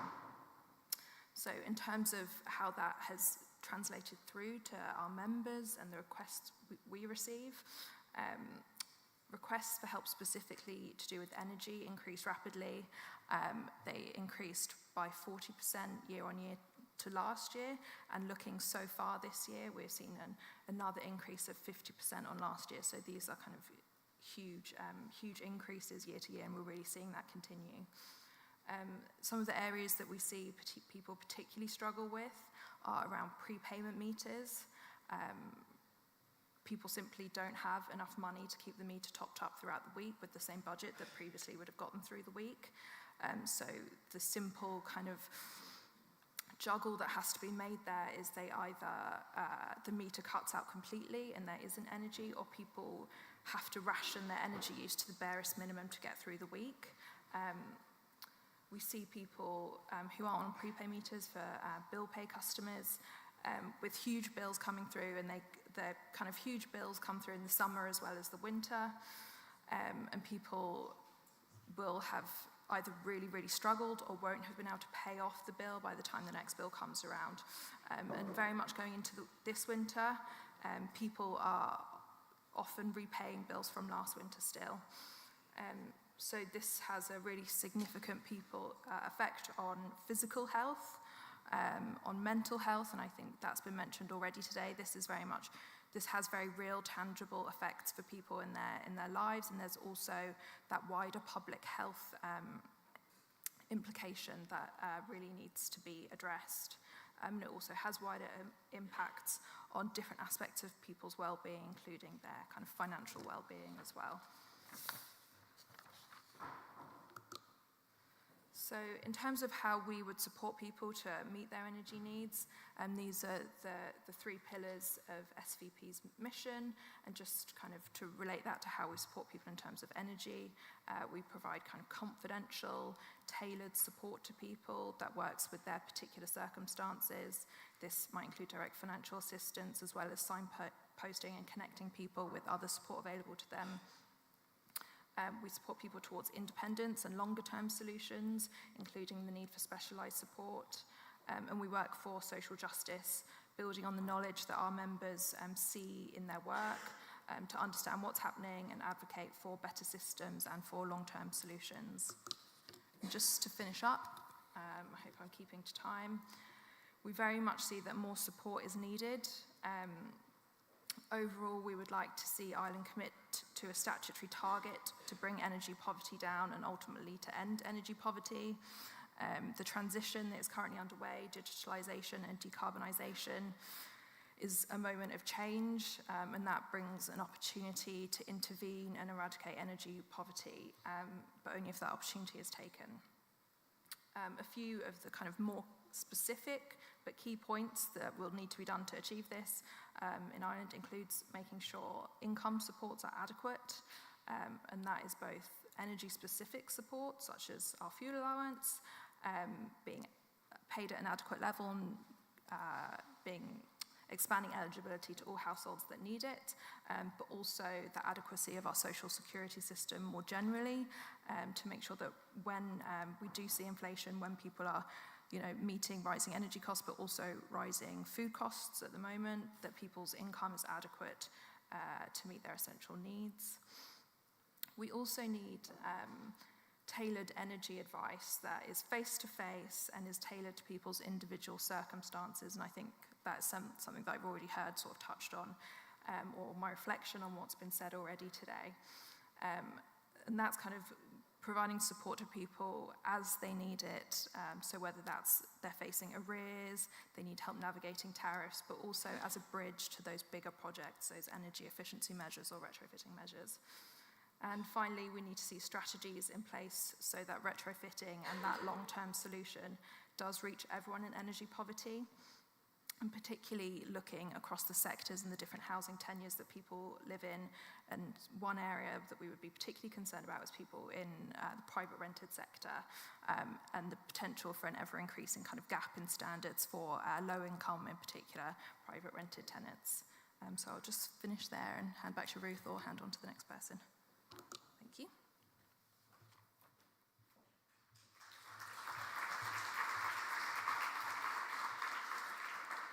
Thanks very much, Izzy, and left us 2 minutes to spare, which is great, so more time for the conversation later. Benjamin, you're up next, if that's okay? Thanks very much, yeah. If you're okay there, 'cause the control room is on. Excellent. Hi, good morning. So I'm Benjamin Wilkin, I'm working at Energy Commune. And I will share some feedbacks that we get from the implementation of a solar electric sharing activity in a social housing, the so-called Sunset project. So Energy Commune is dealing with renewable energy since 1991. And from 6 years now, we are very active in the renewable energy sharing and community area. And so here are some milestones of our activities in such area. But what is renewable electricity sharing? So physically, it's quite simple. It's the exchange through an active producer, the excess of a producer of solar electricity, for instance, through the public grid, from the local producer then to a local consumer. So both are equipped with smart meters, and the balance of the amount of electricity is done every 15 minutes. But looking at the administrative aspects, you do have one contract between the consumer and the local producer to get the excess of solar electricity, if it's the sun, the sources, to the consumer, and then the consumer will pay for this electricity. And still, the consumer keep its usual contract with the conventional supplier, so to say, to get electricity when you do not have enough sun, for instance, and you will pay as well for this electricity. The idea is that then you have two contracts, two prices that could be different, and hopefully the local price would be lower than the conventional supplier price, so to say. So there are three ways to do the sharing between two people, so to say, the peer-to-peer model, the sharing within different people but inside of the same buildings, and the sharing between different buildings. But to do so, you need to create an energy community, which is a legal entity. Sorry.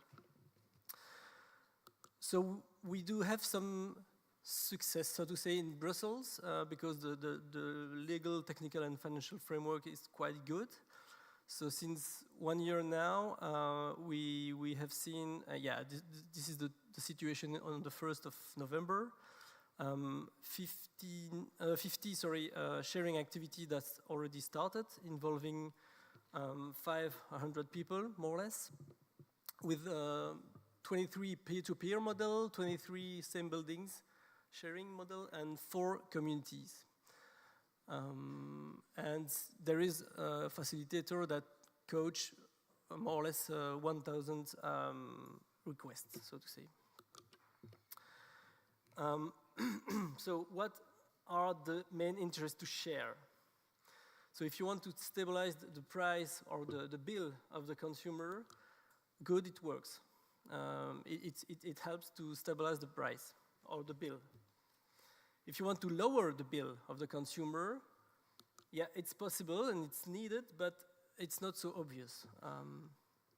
If you want to make profit, financial profit, by sharing local electricity, get out. Get out. No, you can stay, but forget about it. So then you will tell me, okay, but if there is no profit, it means you won't be any investor. If you don't have investor, you won't have solar panel. If you don't have solar panel, you don't have electricity. And you're right, until now. Because it's true that until now in the energy sector, the investor interest has always been the first step, let's say the chicken, of the whole story. Mainly because of the scarcity and the centralization of the conventional electricity production means. But today we can see it in the other way around. And we can start, let's say, with the consumer, the egg, because we do have new means of production electricity, decentralized, cheap, and democratic. I mean the renewable means of production, solar and wind, for instance. Then we can start with the consumer interest, so the egg. And we saw and we still see a lot of business models in Brussels, and if you put too many financial interests into the investor, it doesn't work, never.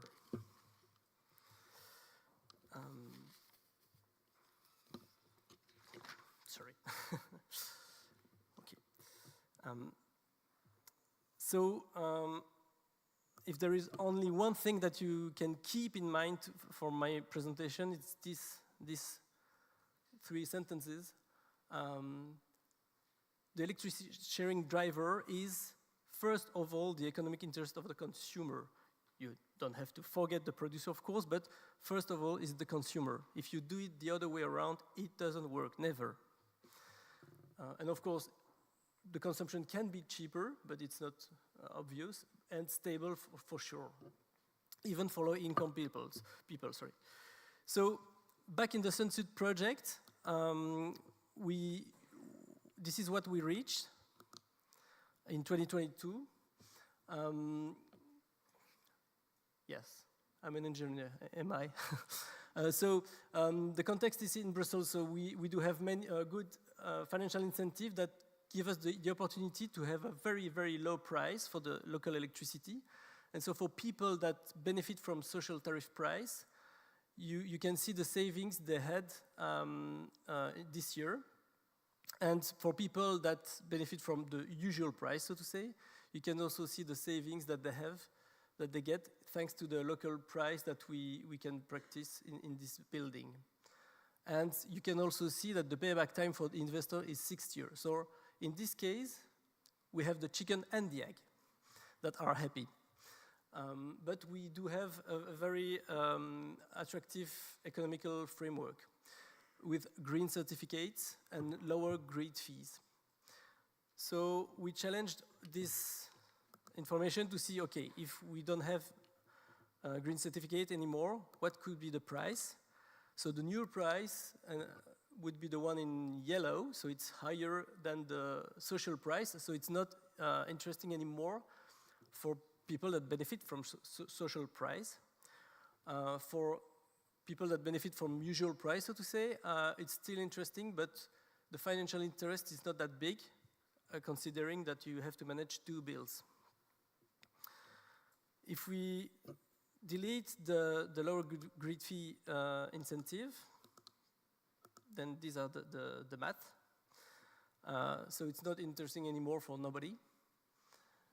So we decide to change the payback time period, and so put 15 years. It's something that it become common or usual to take for solar PV into the financial economics today. Then we can see, sorry, that the price diminish again. So it's quite good for people that benefit from usual price of electricity, but still it's not competitive for people that benefit from social tariff price. Then we went to 27 years payback time to see what happened. Still for the social price, it's not competitive. So these are my last and key messages. The electricity sharing is a non-profit purpose. It's a must when you want to make it running. Still, additional public support is needed to create a strong enough economic incentive for the majority of the consumer, I mean people that have the usual price of the electricity. And this incentive could be from grid tariff. It could be enough with attractive grid tariff.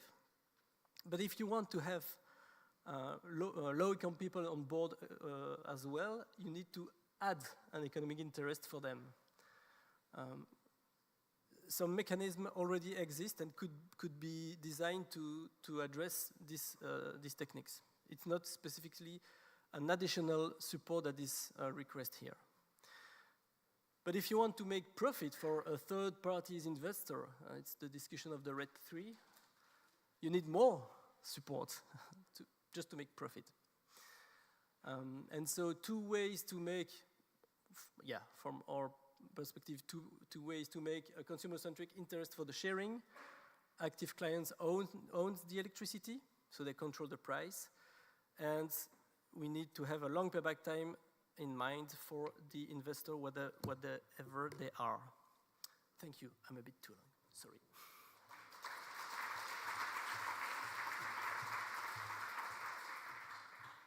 Thank you, Benjamin. I'm just going to invite Tudor up.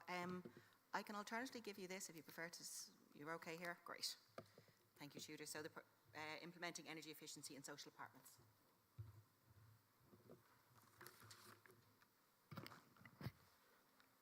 Thank you very much, Ruth. Ladies and gentlemen, thank you very much to the organizers for having me here today. From the heart of Transylvania, where vampires live, of course, to talk about energy efficiency in social housing.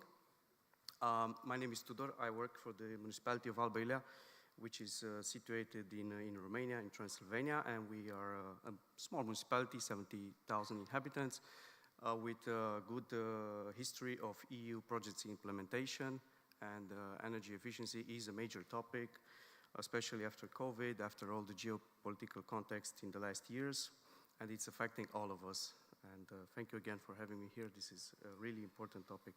I will try to give you the story of our pilot project that we implemented through an Interreg Europe project called Social Green. Social Green, funded by Interreg and was led by an organization called Norigio from Sweden. And we were partners. The aim of this project was to improve policies and operational programs aimed at greening the social housing sector, focusing on the link between energy, social issues, and greening interventions. To give you in a nutshell the objective of the project. And through this project, we had the chance to implement a pilot that was in the social housing area. This pilot was very interesting because we knew there were many social poverty issues in Alba Iulia, especially related to energy. Basically what we did, we chose 8 apartments in a social housing building that you can see in the photo, and we tried to talk to the tenants to offer them the possibility to install smart appliances in their home so smart home equipments for energy monitoring. The objective of this pilot was to improve, obviously, energy efficiency and consumer behavior. So this is also an important element. I will get back a bit later. How did we want to get this done? Was through the smart home equipments, through providing informative materials to the tenants regarding their energy consumption and guidelines and advices. Then after 12 months of implementation, comparing historical data with what happened before and what happened during the implementation of the pilot. And of course, as the objective of any Interreg Europe project, to propose improvements for the operational programs at the regional level, to include such activities that we implemented in future calls for energy efficiency. Just a few basic information. We selected a simple building, nothing fancy, just pretty new from 2013, with own heating systems and some solar panels on the roof, which were working some of the summer period times. But nothing fancy, as I said. And the tenants were, of course, vulnerable people living there with various conditions, but of course of vulnerable condition. So that is why we had chosen such a building. Some of the obstacles, before I get there, you wouldn't imagine how complicated it is to go, especially before the pandemic time, because we're talking beginning of 2020 when COVID was everywhere. We were bombarded with information about this pandemic. So it wasn't quite easy to go to ring people and saying, hey, we're going to install smart home equipments. Are you happy about that? And they would just close the phone on us. So we had to go door to door and just invite people and explain that we are from the municipality, we're doing this pilot project, everything's for free, and it's supposed to help them reduce their energy bills at the end of the day. That's how we managed to convince 8 apartments out of the 30 in the building, but it wasn't easy. So the human factor was quite challenging from the start. Just to give you an example of one of the apartments, how it would look, just a simple 50 square meter apartment, and some of the appliances that we installed to monitor energy, to monitor electricity, heating consumption, CO2 emissions, temperature, carbon dioxide, and so on, for us to have such data to create an analysis, of course with the consent of the tenants. Again, once we installed, we had some reticence. People were saying we are like Big Brother trying to follow what they're doing, but we managed to overcome that fear. And very interestingly, we offered them a mobile app, which was free to use, through which the tenants could see the level of their temperature. They could turn on or off their heating appliances while they were coming home from work. They could see their CO2 levels in their home, so to freshen up the air a little bit. But basically, it was also a tool for us to monitor the temperatures in the homes and to see that we had quite big differences from apartment to apartment. Some people were living on 20-degree average. Some people were living on 25-degree average. So, of course, then electricity bills differed quite consistently. Yes? And on the right side, you will see the panel that we had access to in order to monitor these parameters inside the apartments. To give you a rough idea, it was less than 1,000 euro the investment per apartment. Now, some of the results after 1 year, maybe they don't look spectacular, but we have to take into consideration that this was 1 year in COVID time when most people were at home actually with their children, using a lot more energy than usual because they weren't going to work or school was closed, so people had to stay home with their kids, one parent living with the kids to do homeschool. So even though we had this COVID situation, difficult situation, we still had some reductions, some very good results. Secondly, we could explain to the people what improvements they could do in terms of behavior, in terms of renewing their home appliances to more energy efficient ones. Okay, we can see for electricity, for example, an average of minus 11% reduction compared to previous years when they were at work, most of them. Yes. Also, other parameters, as I said, we could monitor humidity, CO2 levels in an apartment, and we could provide this information to the apartment tenants to influence their behavior and to show them how they could improve their energy savings during a month, a cold month especially.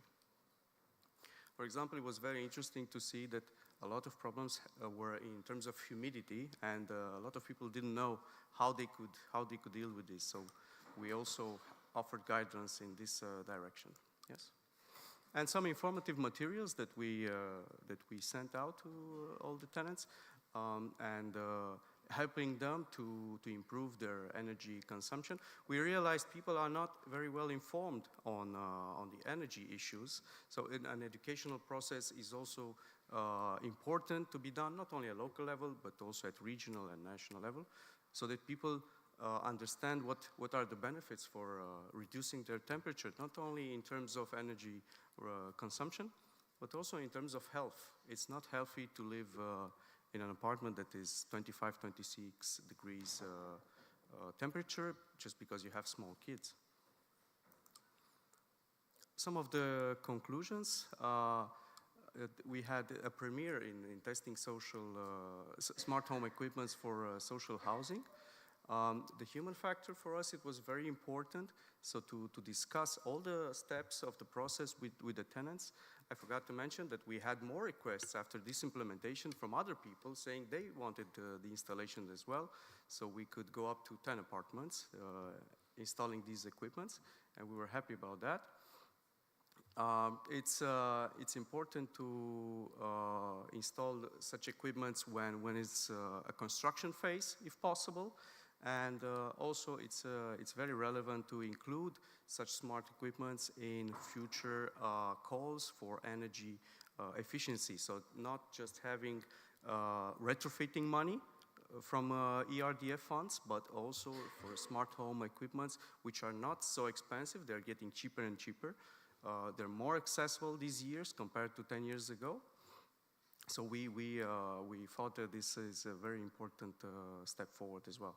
And we believe the results were quite good in spite of the pandemic, in spite of all the energy crisis that started in 2020.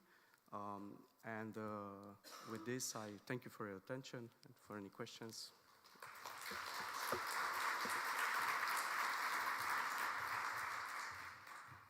Thanks very much, Tudor. And I'm just going to call on Thomas Bobinger. He's going to give us a presentation on finding the best energy deal, variable versus fixed price offers. And just while I'm here, if I can put a call out again for Slido, we'll have about 10 minutes left at the end of the last presentation for questions and answers. So it'd be really great to have a few questions there if you have some. Thanks very much. Thomas?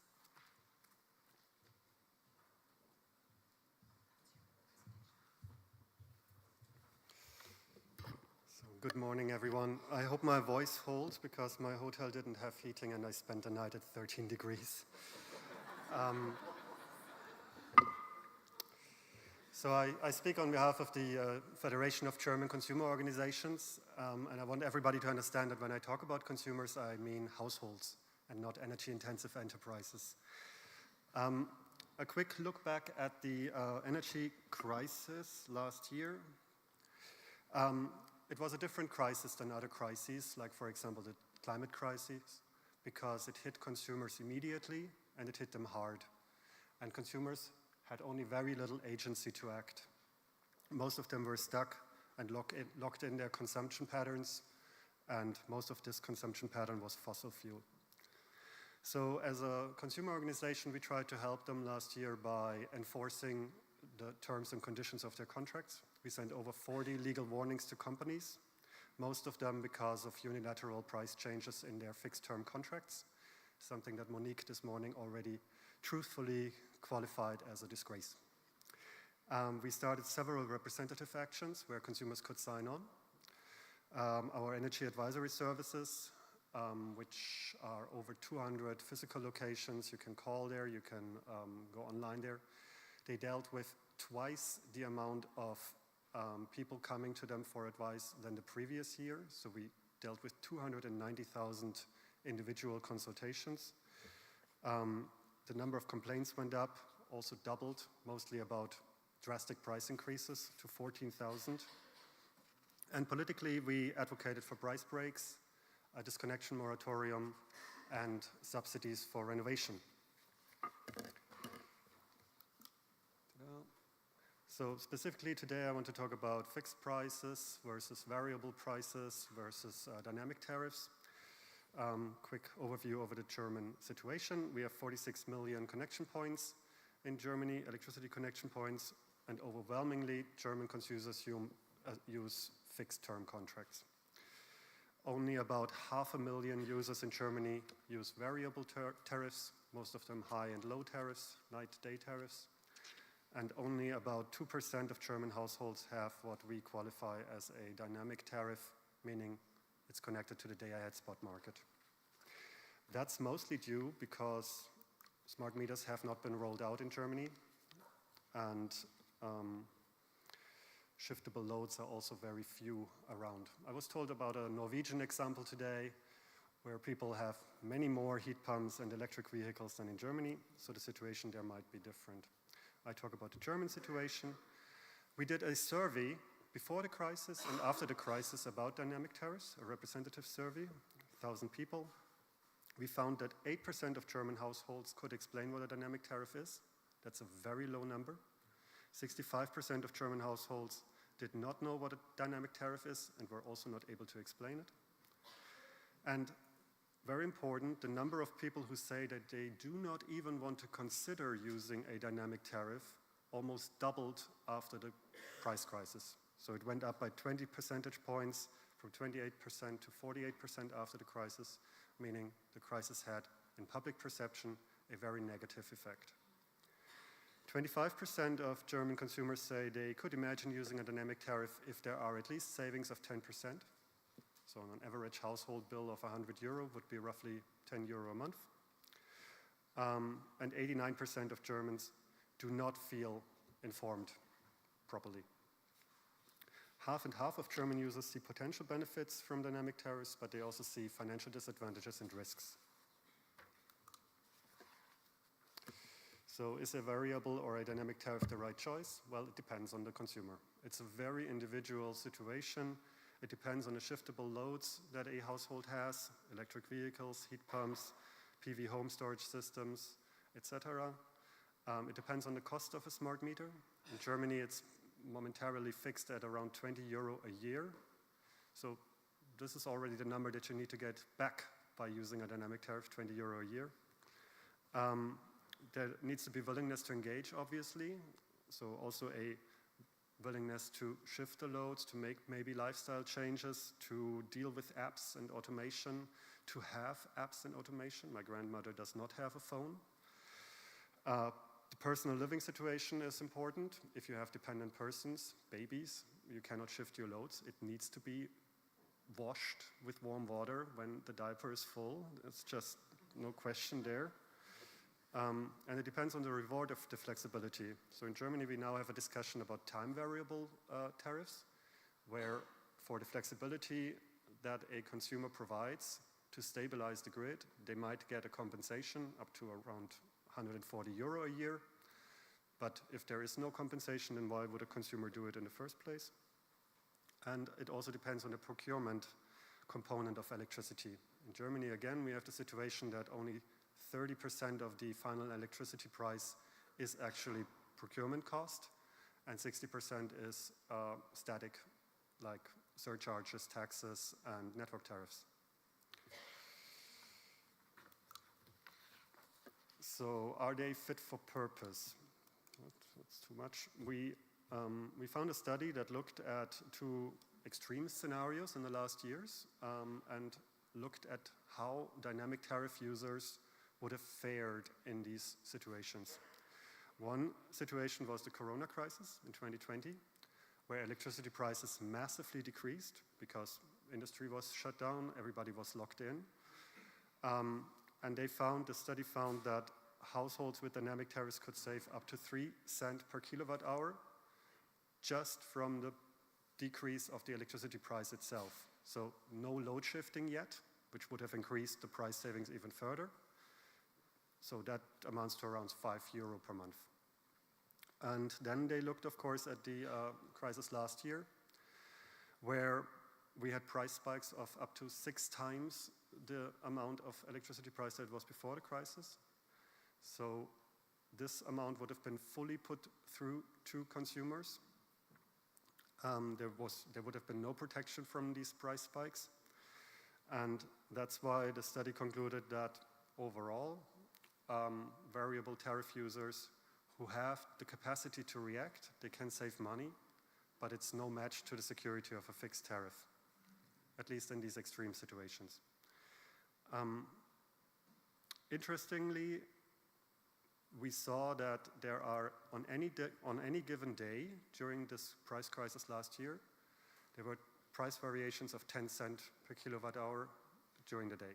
So somebody who has shiftable loads, who has the agency to act, could save 10 cents per kilowatt hour by shifting the loads, but still within the framework of very high overall prices. And we found that the greatest risk actually does not come from intraday price spikes, but from interseasonal price spikes. So obviously in winter, prices last year went up much higher than in spring. And that's also something that fixed price, fixed term contracts would, with their averaging mechanism, stabilize much more. To conclude, households need agency. A static consumption profile can trap them in high prices. They need shiftable loads. It's not for everyone, a dynamic tariff. Households need information. The terms and conditions are already convoluted, and they will get more and more convoluted because of the usage of AI that needs to be regulated in there, because of data protection and data security issues that needs to be regulated in there, because of questions like what happens if the price becomes negative, what happens if the price goes through the roof. And consumers need to have probably sort of a template which condenses the most important information for them so that they do not have to read hundreds of pages of terms and conditions. They also need information from price comparison tools. At the moment, price comparison tools are not up to the task of providing consumers with the best choice for them. Consumers need to be able to tell if a tariff is actually something for them, or if the suggestion only applies to a standardized load profile or some conceived load profile that doesn't really exist. At the moment, we find dynamic prices next to fixed tariffs on the price comparison tools, and consumers cannot tell the difference between the two options. The current regulatory environment goes a bit against dynamic tariffs because we are talking a lot about grid stability, and grid stability would actually force the consumer to not consume a lot when there's a lot of energy in the grid. So this is something that needs to be dealt with on a regulatory level. Consumers, very important, Monique already said it this morning, they need to have a choice that fits them, a choice between a fixed term contract, dynamic tariff, variable tariff. So we appreciate very much the electricity market design proposal. We hope that in the trilogues it ends up with a real choice for consumers, because in Belgium, for example, at the end of the crisis, we did not have fixed term price offers anymore on the market. And consumers need protection from extreme scenarios, whether that's a price cap, like we had during the roaming times in the telecommunications sector, or some government intervention. It's also up to the regulators. Thank you very much.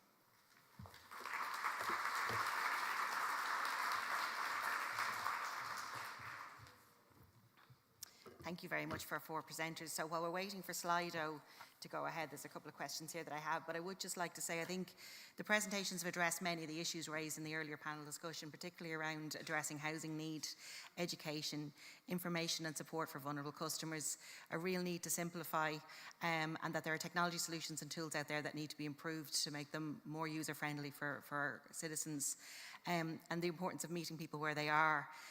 What was said earlier about people don't self-identify or self-report as energy poor is really important.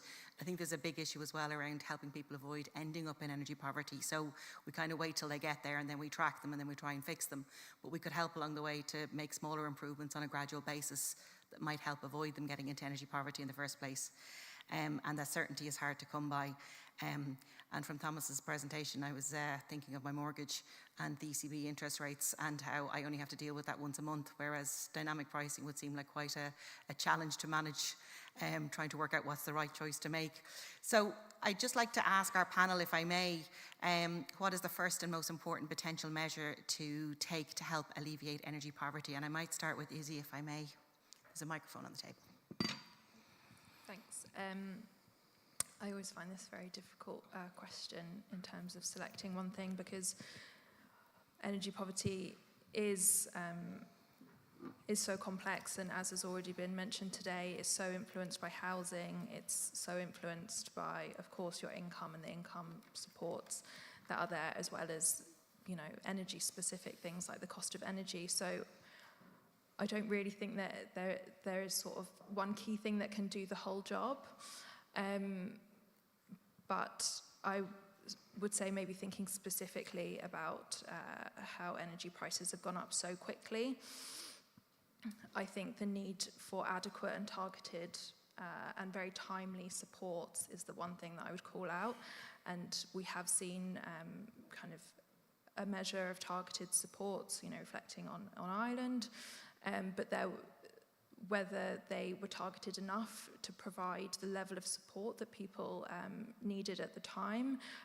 We certainly could have seen improvements there.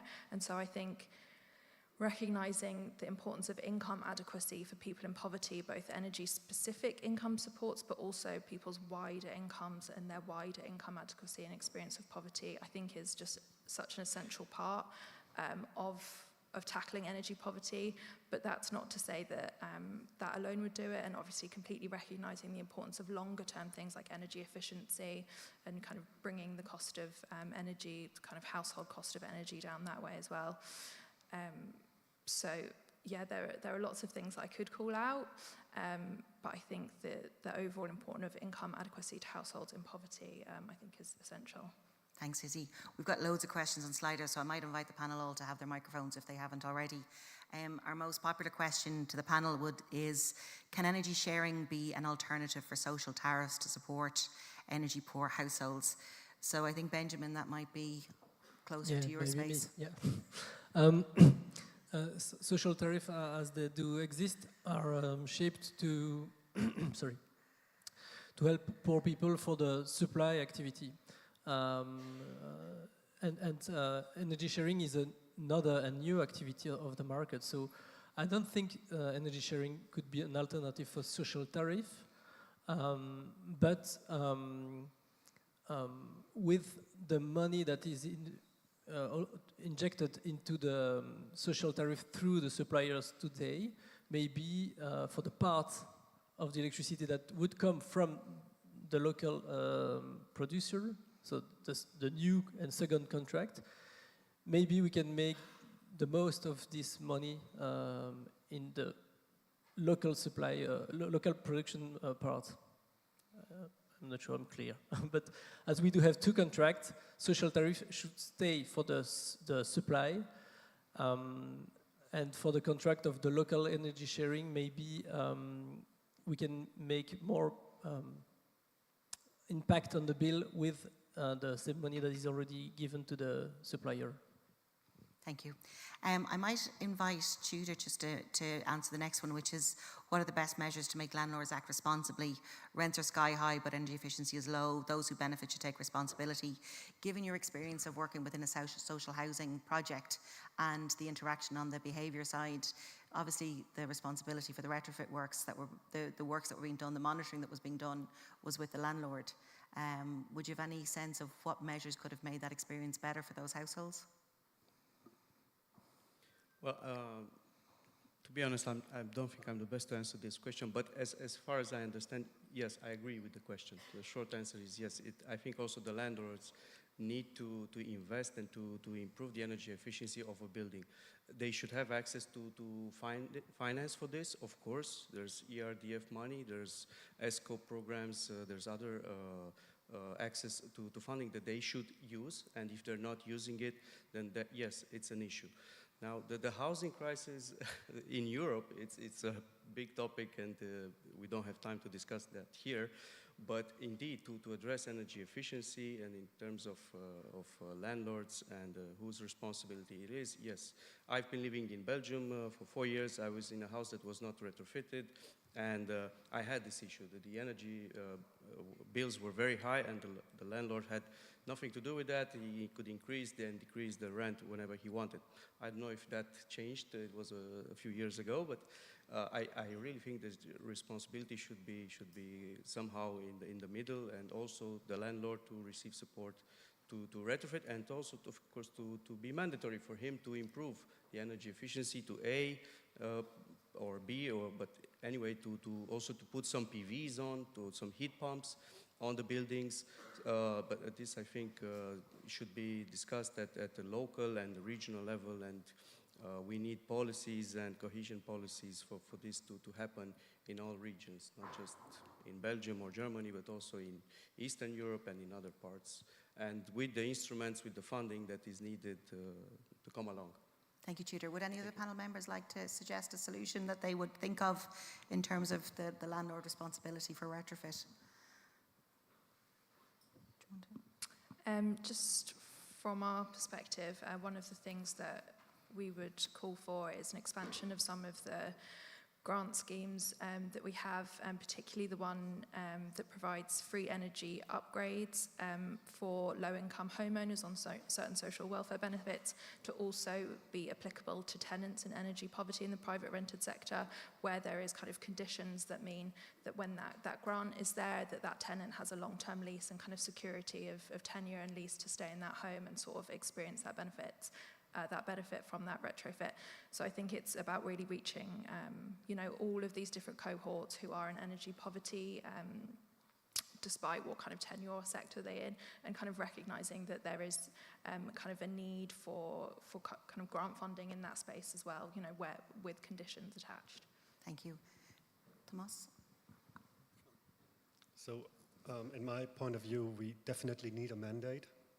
It's surprising, in no other sector do we talk so much about incentivizing and nudging and convincing people to renovate or to do something. Imagine we did this in our food sector and say like, yeah, we give a ton of money so that our food is safe. But when we talk about climate safety or energy safety, we suddenly refrain from mandating and making obligations. Of course, a landlord needs to renovate the house, parenthesis open, if it is technologically feasible, if it is cost efficient, then he should do it. I mean, make exemptions for it, of course, for people whose house value is not so high to justify the cost of renovation. Make exceptions for people who maybe just do not want it for themselves, if they live themselves in the house. But in Germany, we have a situation with 60%, where 60% are tenants. It's different in Belgium, where I think 80% are homeowners, but if you are a tenant, you are just at the mercy of your landlord. And I saw it myself. Quick anecdote, in 2021, when we already saw price increases because we came out of Corona and China was locking down, I went to my landlord and I said, is there something that I can do? Can I have an energy advisor, please? Low-hanging fruits. And he told me he painted the door blue, and it looks very nice. I said, thank you very much. The distance between the door and the ground is 1 centimeter. That's where the cold air comes in. And I had no tool to make him do anything. He's a 70-year-old man who lives half his year in Spain. He has no interest to invest. He has definitely the money to invest, but no incentive at all. So make him.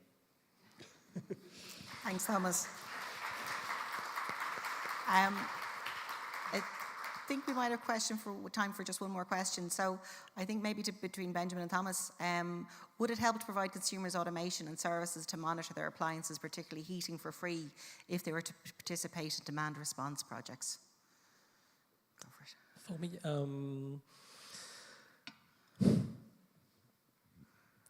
why not?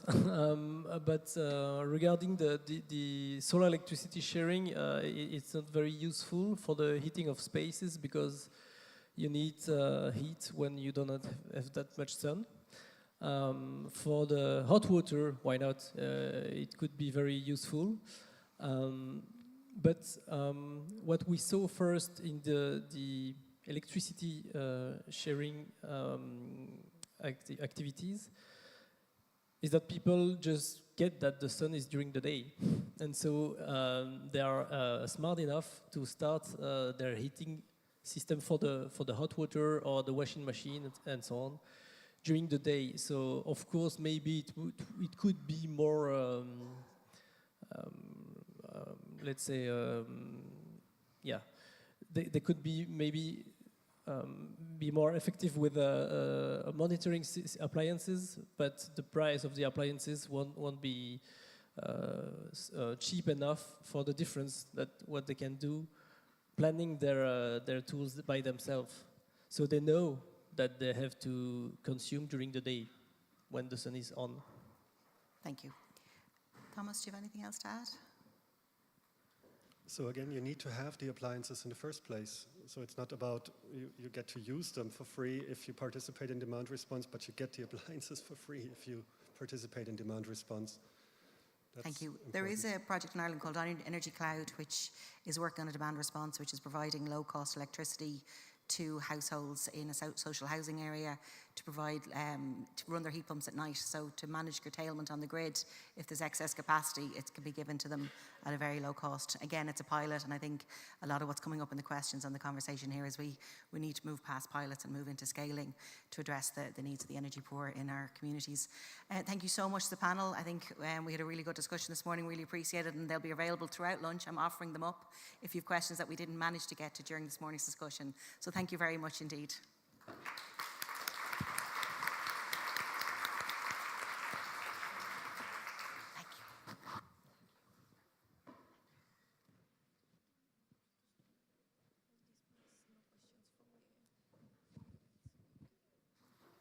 So thank you very much, Ruth, for moderating, but also Issy, Benjamin, Tudor, and Thomas for extremely interesting examples, concrete examples in Ireland, Brussels, Romania, and in Germany. So I think we listened very carefully. It was hugely interesting, also learn from your experience and that you shared it here. We will make the PowerPoint slides available. And indeed, we can continue that discussion, but I think it was extremely interesting, this second panel as well. Now it's time to break. It's 12 o'clock Irish time, so there will be lunch served until 1:15, so we have 1 hour, 15 minutes break, where we can eat and exchange. And then there will be the afternoon sessions, where we are breaking out, the forum will break out in 3 group discussions, and that will continue the debate we just heard from some of you. So the first breakout group will discuss and address the demand-side flexibility. This group will be here in the concert hall, so group 1 on the demand-side flexibility is here. The second breakout session will have a closer look at energy sharing, which we also mentioned this morning. So this will be in the Minerva room. So the second group will be about energy sharing in the Minerva room. And the last group will look at into collective actions to improve energy performance of European homes. So the housing issue and the home issue, and that will be in the Marion room. So at 1:15, and I'm sure there will be guidance on where to go exactly, but we will break out and then come back here after the breakout session to resume the plenary session.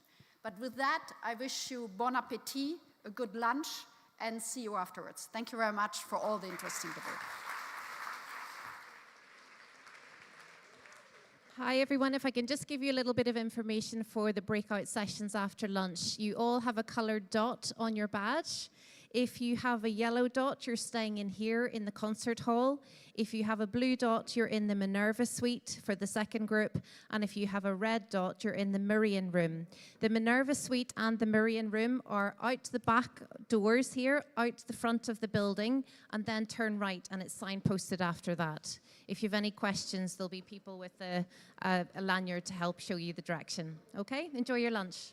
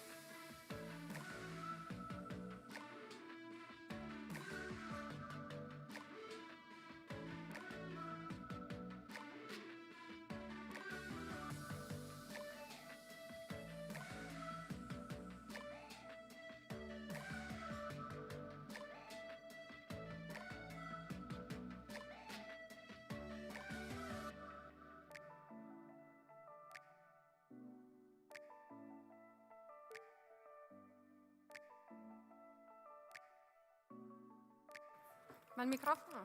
Ok, posso.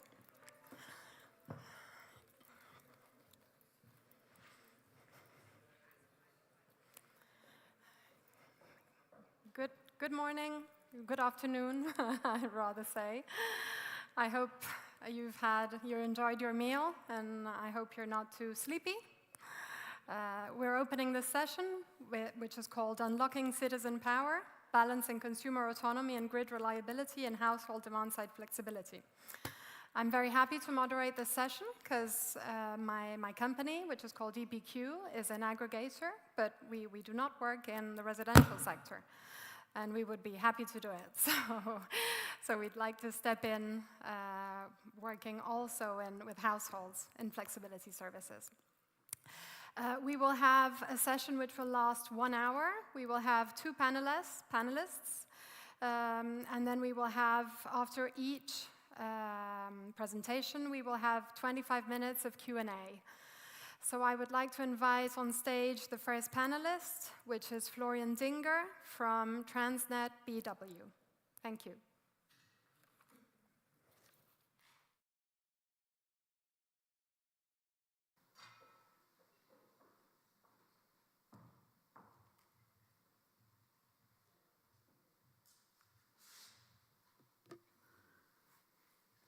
Hello, and thanks for having me here. So we consider demand-side integration as one of the central pillars of any clean energy transition. But for demand-side integration, you need an appropriate signal. And, well, in the machine world, this would be a quantitative, continuous signal. But as we are talking about citizen, we need a discrete, easy-to-understand signal. And this is how we define it.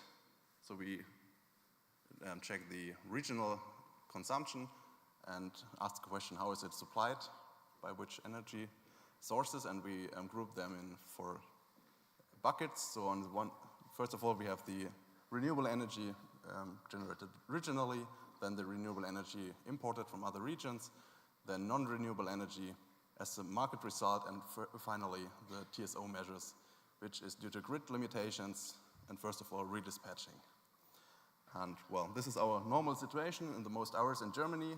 And we have another signal, which is a tight situation, which is defined by a lot of TSO measures. So this is a quite expensive time because, well, all these TSO measures are actually non-renewable sources, but much more expensive than the market sources.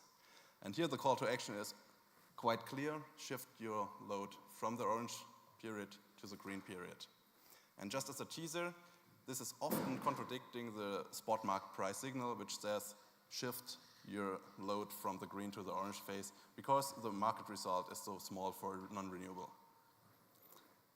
We have a more dense situation, the power shortfall, where demand is not met. So there is the same call to action, shift your load towards the green situation, otherwise there's a risk for brownouts. And while this is a quite negative narrative, so normal and crisis, we want to complement this by a positive narrative, which is the climate-friendly, so-called super green period. And this is defined as the period where almost all of the consumption is satisfied by renewable energy. And based on this logic, we implemented a smartphone app, which you can see here, and it provides this signal. This is one of the 2 goals of the smartphone app.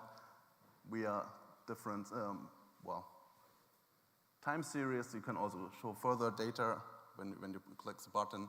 And this information is also provided to the user via push notification, so you really get in touch with the information you require to do some demand-side integration. The other important goal of this app is to educate. We just learned this in the last talk before the break. In particular in Germany, there's a lot of illiteracy in how the energy system is actually working. And so we want to raise awareness how it is working in general and how is it working just as today. So what can you do? How can you participate in the energy system? And while we do this, we are kind of content. We, for example, learn the very basics, but which goes further and further in the technical details.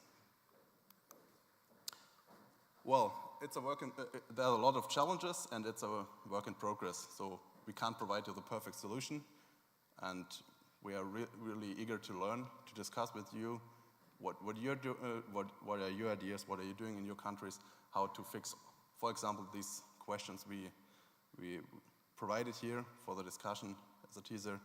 So the first one would be the perspective of the system operator. We go to a less plannable future, how to manage this. Second question would be, should there be some monetization, some financial incentives, or should we go for intrinsic motivation to participate in a society, to have a future which is still ecologically okay, so some environmental awareness and or desires.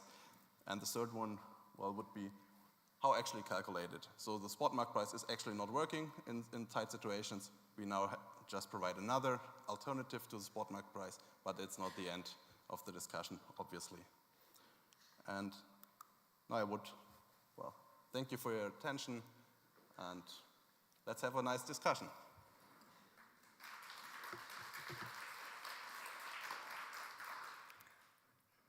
Thank you, Florian. Yes, it's very interesting to see you're working to raise awareness on flexibility, especially when talking about households, because if we talk about consumers, industries know what flexibility is, but households probably don't even care today about flexibility. They don't even know what we're talking about. So we have to surely raise awareness, and your app is a way to start explaining how it works and what it means to take part in the system, also for the benefits for the system. We have a question to start our Q&A session, which is, I don't know if we will have a projection of the question, otherwise I will just read it myself. Surprise.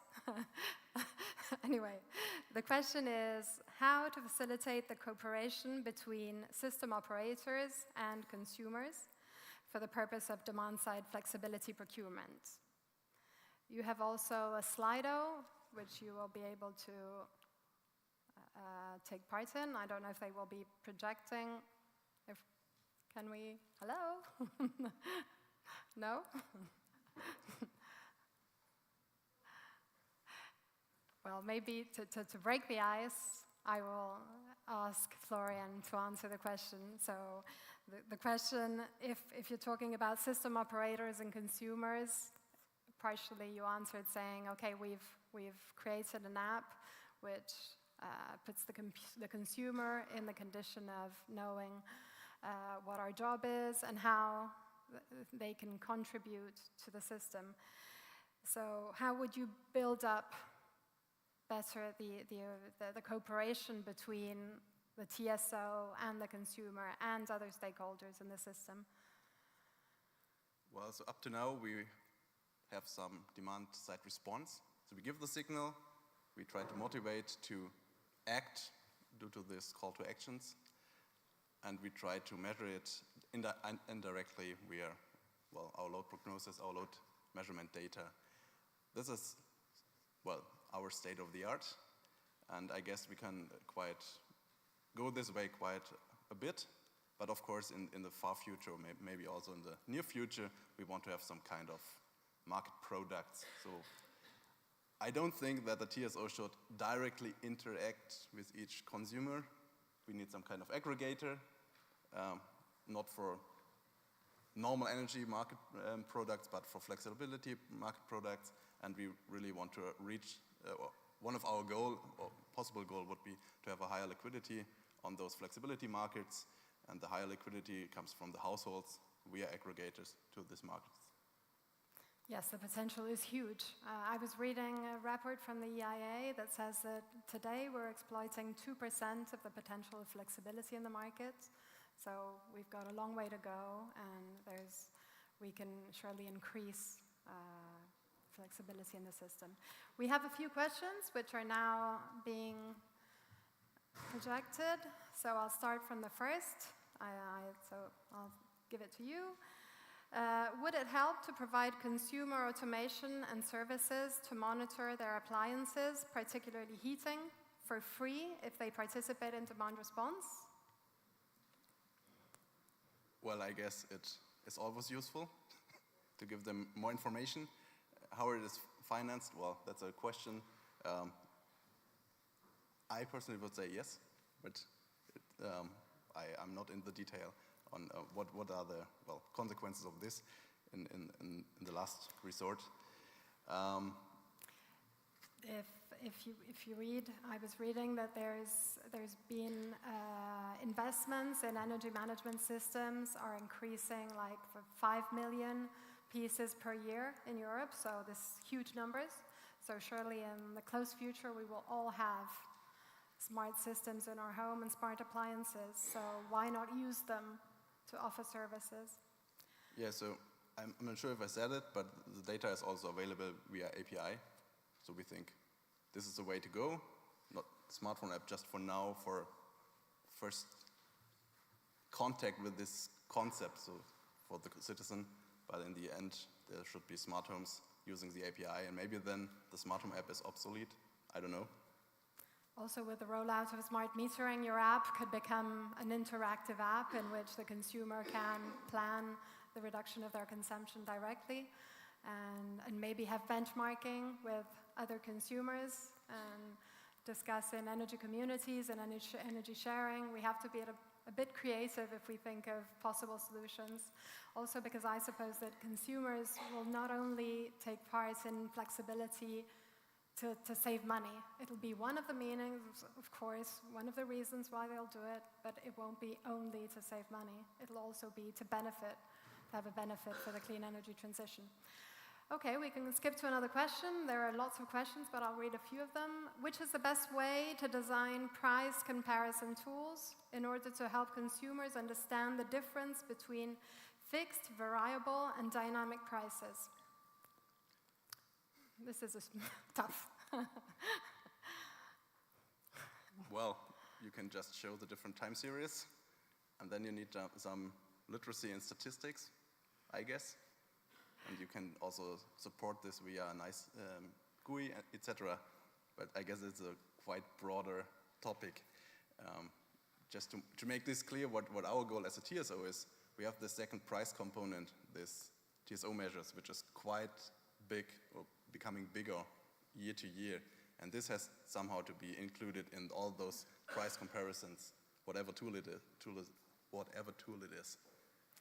Yes, in my experiences, price comparison tools are tremendous machines which put together lots of bits and pieces, and many times consumers have struggle in understanding what they say. So we have to keep it simple. This is one of the problems we have, and this involves many stakeholders in the market. Okay, next question. Do you think that energy service companies can support financing and managing local energy initiatives relying on public funds? Relying on public funds is not efficient. As well, a quite broad topic, I guess so, yes. We should all, whoever is more efficient in providing such services should do it. Yes, one of the things we heard this morning was that if we talk about energy communities, for example, if we look at the financing side, the paybacks are not so interesting, but we have to step forward, so we have to look at little bits and pieces to put together. So energy services companies, they can support, but it'll probably not be their main business, and we can't think of having tremendous advantages from these initiatives. Next question. There are a lot of great examples of making one apartment building sustainable. How do we move away from pilot projects doing 1 in 3 years to 300 in 1 year? I'm just wondering if these questions are due to my talk or if they are from the session this morning. I can give my personal thought, but I guess I'm not the expert on this. So. Yes, probably we're putting together bits and pieces of things we heard this morning as well. Yes, well, we have to scale up, so we have to surely increase and pass from pilot project phases to sustainable projects in the long run. So how do we do it? It's putting together many bits of the puzzle that we're still componing, so just to support you in the answer. But I would just, another aspect here, we have pilots and you should scale them up, but therefore we are here because we have several pilots in Europe, and maybe we should scale up the best idea or the best ideas depending on different situations. So that's yes, considering that we have different markets still, so we have a European market. Yes, well, yes, we have a European market, but we have different situations in each country still, unfortunately. So just thinking of smart metering, we were talking about it before. If in countries where the rollout hasn't been completed, it's very difficult to think of some of the projects we have in mind for the future. Could you roll for other questions? I think we have time for another couple of questions, and then... Okay, in experience to presenters, how best to marry the top-down policy supports with bottom-up empowerment, particularly vulnerable target groups? Well, I can talk about the first half of the sentence. So, top-down policy support. So as a TSO, we are closer to the, top-down policy, but we now try to have some community management to somehow interact with the citizen, to give some advice, but also have some kind of bi-directional conversation, and therefore, in this way, bring them together. So we as a, not directly the politics, but some actor in between, trying to bring all the perspectives together. Yes, I think this opens up to the next presentation, so I thank you, Florian. It's been a pleasure, and I'll now leave the floor to the next panelist. Okay, thanks. Thanks.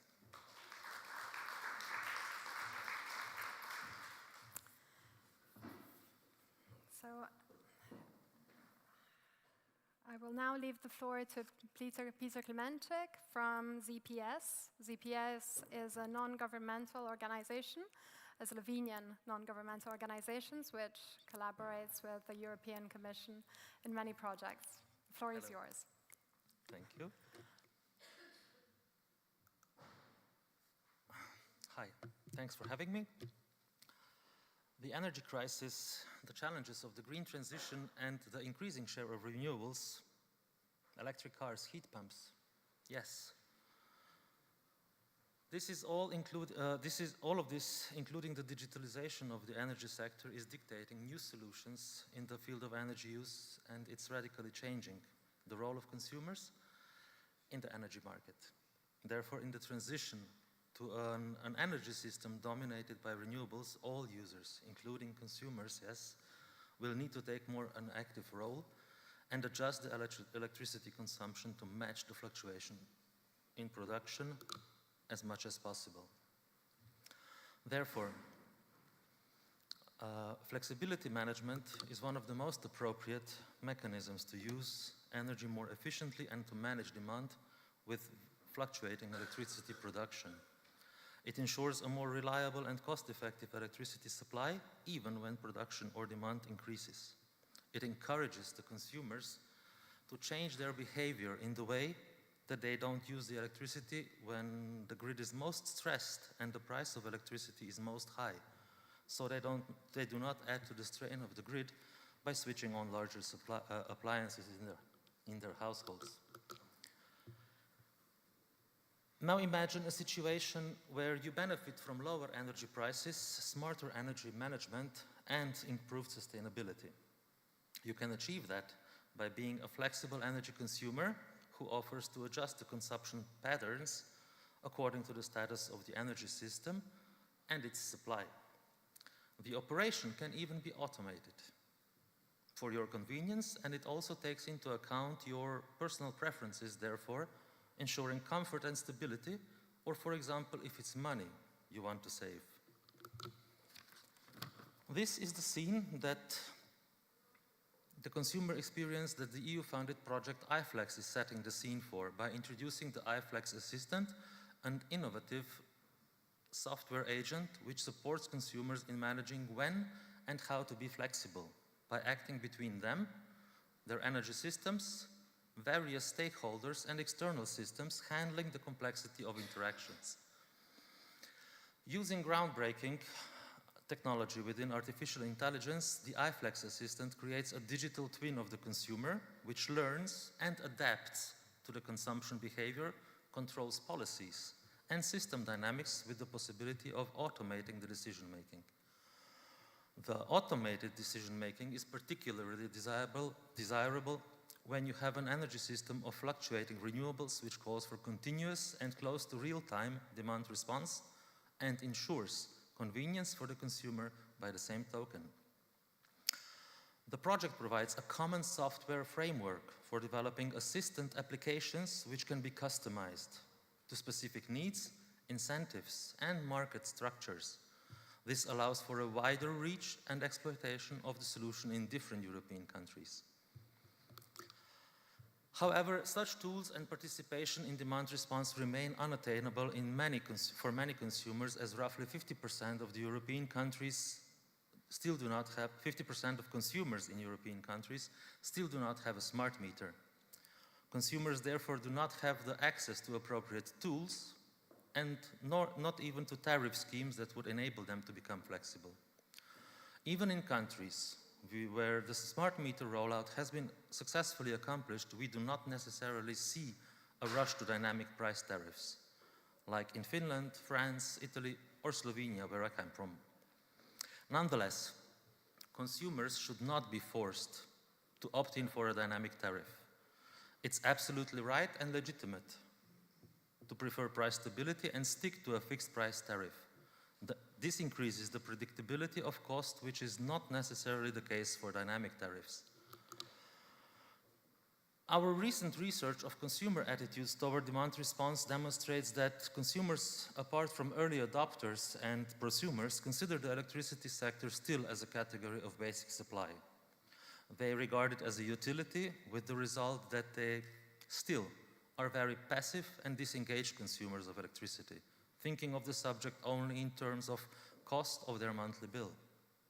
So, we must explain consumers the benefits of engaging in demand response, as it's not necessarily a lack of willingness that keeps consumer away from the flexibility markets, but a lack of awareness, debunking the myth of losing control and being restricted in comfort and habits if they subscribe to offers that incentivize flexibility. All the reasons mentioned above are hindering consumers' participation in flexibility and are a clear signal. The clean energy transition, including facilitating demand response, must be done with consumers, not only for the consumers. Thank you.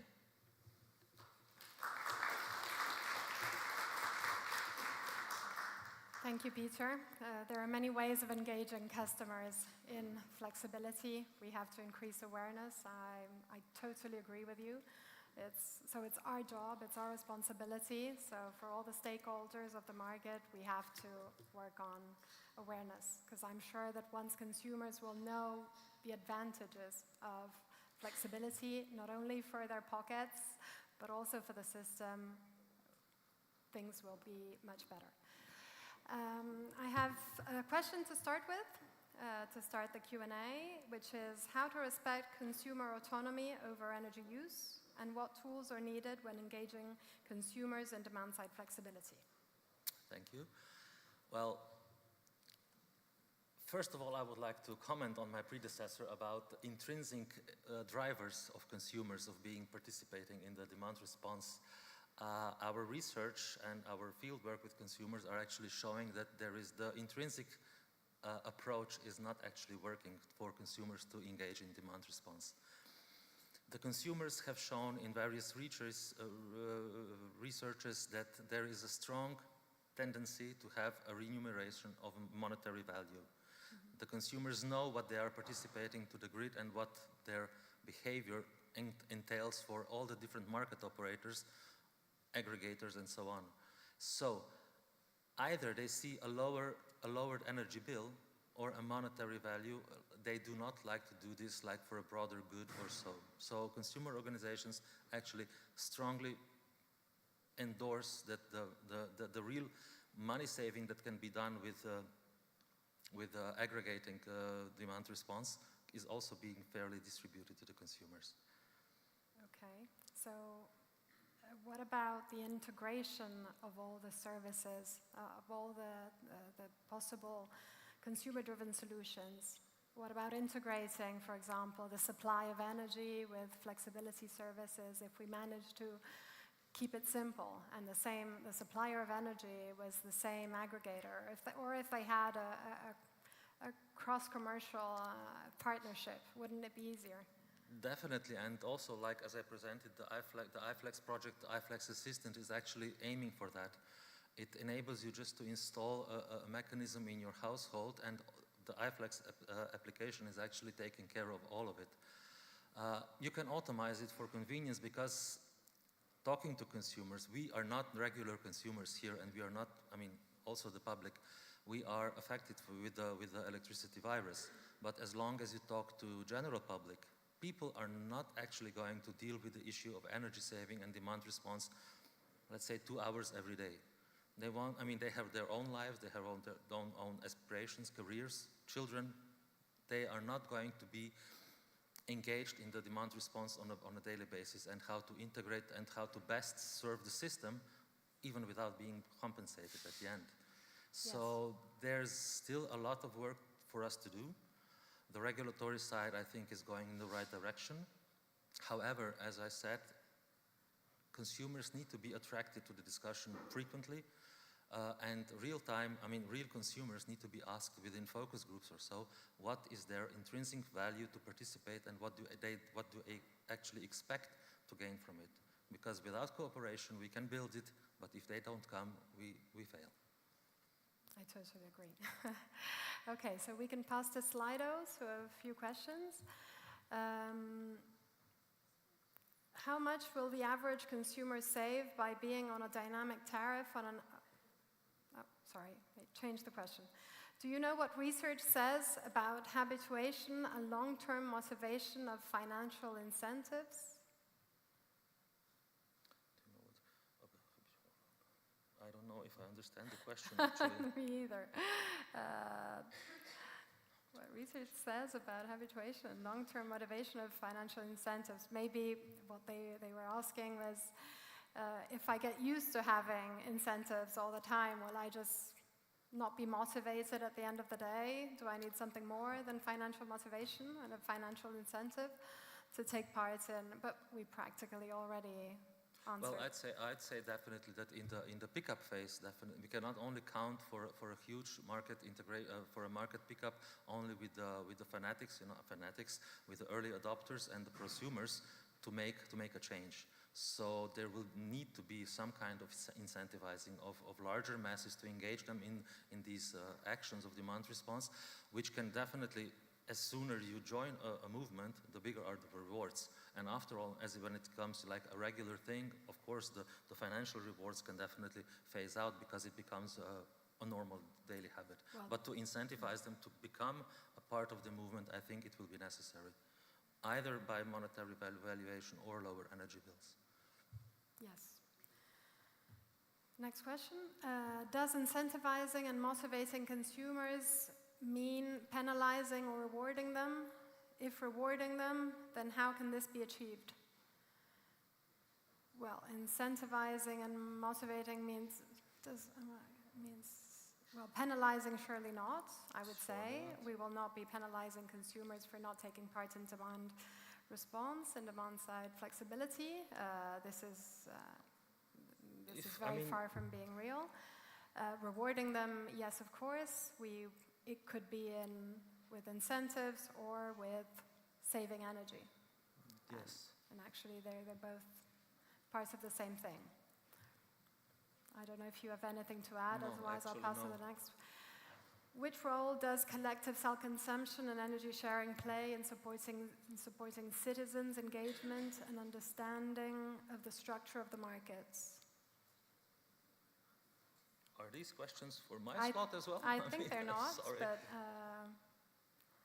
maybe we should just look at the yellow ones. So I think we'll have to need other questions if we have any.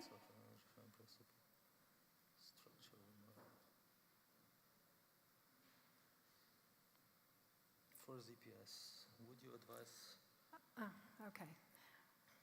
For ZPS, would you advise an average consumer to switch to a dynamic tariff, or would you provide advice on a case-by-case basis? For ZPS, I can actually not say, because in Slovenia we do not have yet dynamic tariffs. I can say only for my own, for myself. I was actually researching the market on dynamic tariffs because I do have a smart meter for a couple of years now. I've sent out requests for quotes to be able to switch to a dynamic tariff, and the suppliers, the response from which I got a response, at least I got a response, they actually said that they have the dynamic price contracts in their price lists, but they do not actually offer them. So dynamic pricing in Slovenia is still not available. It's not possible to get a dynamic pricing. So I cannot say whether or not ZPS would approve it, because we haven't reviewed the contracts and the stipulation of the offer. However, we still say that the predictability of the prices and the expenses spent for energy are also very, very important.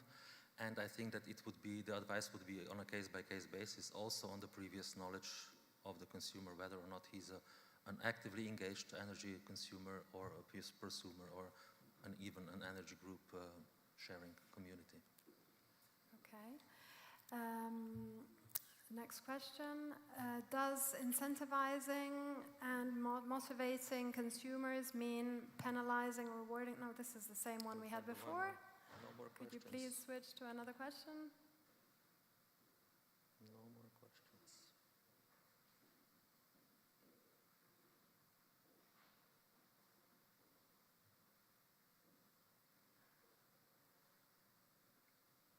No more. Maybe no more questions.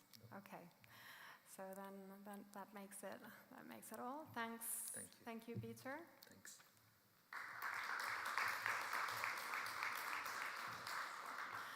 So to wrap up, just a final consideration. I was reading a discussion in a blog about what the consumer really looks at, and we're still far from having the consumer look at flexibility. So we have to work on it, surely, because we need flexibility in the system, so we have to make it happen. Okay, thank you.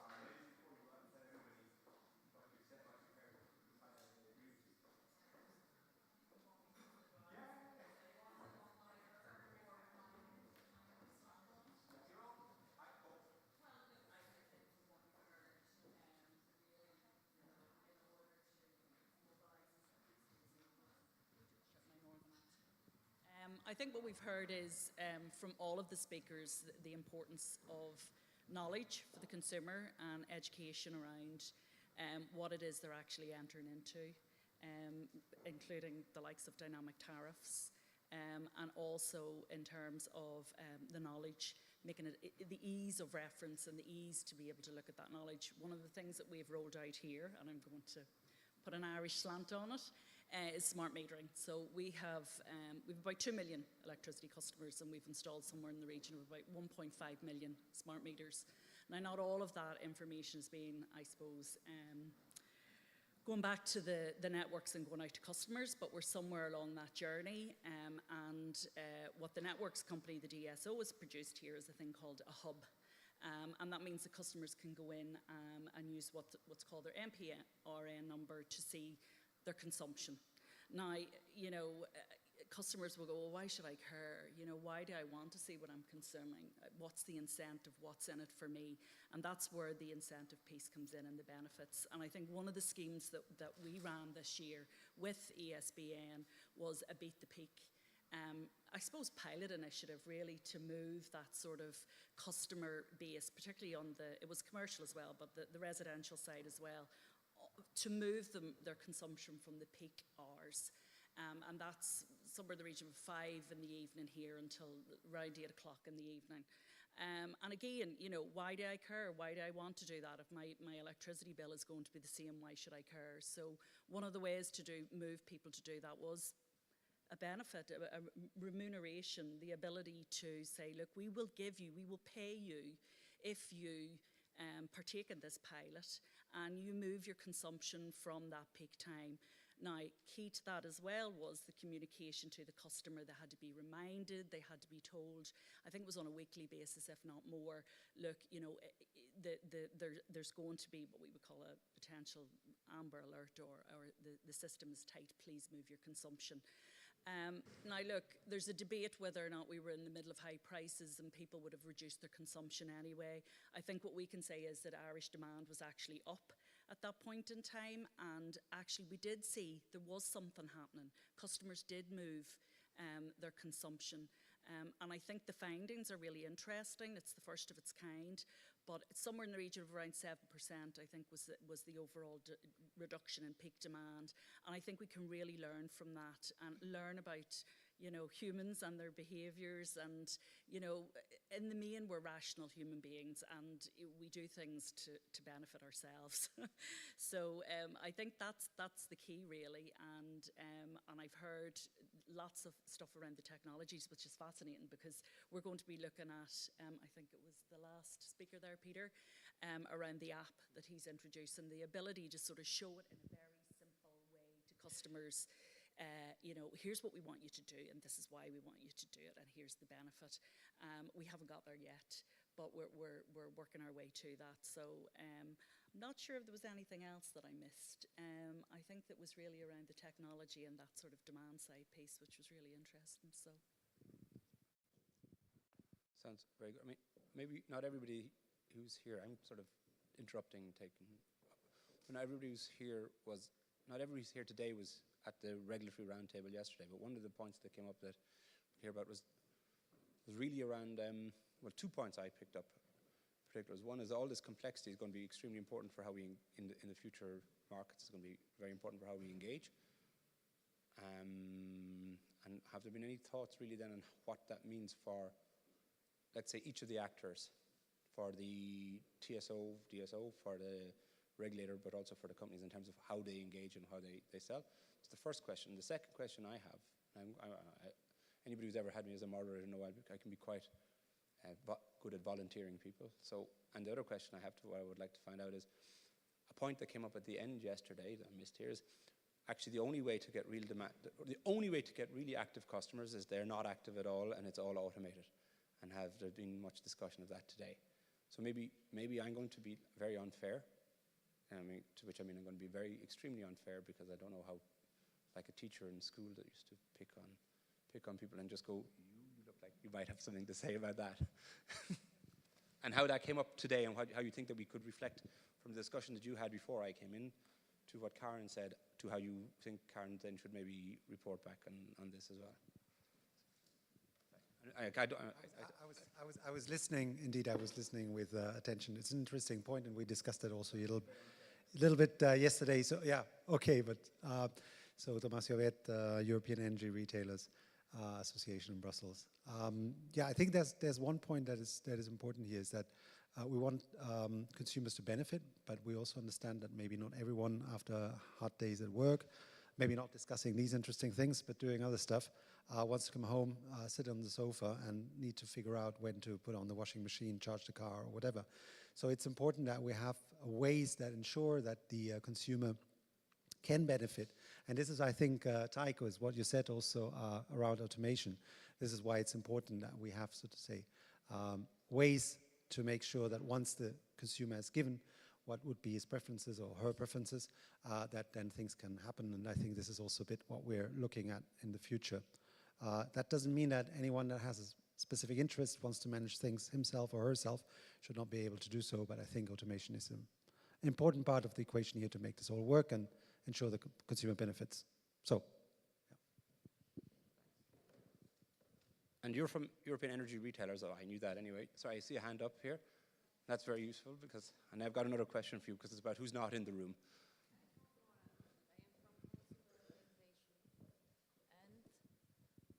When I sitting on here, I think that maybe in Poland I have the other type of the consumers, or they are extraordinary, because we are discussing here about responsibility, participation, flexibility, and consumers in Poland in general don't understand what they have on their bill and what they pay for.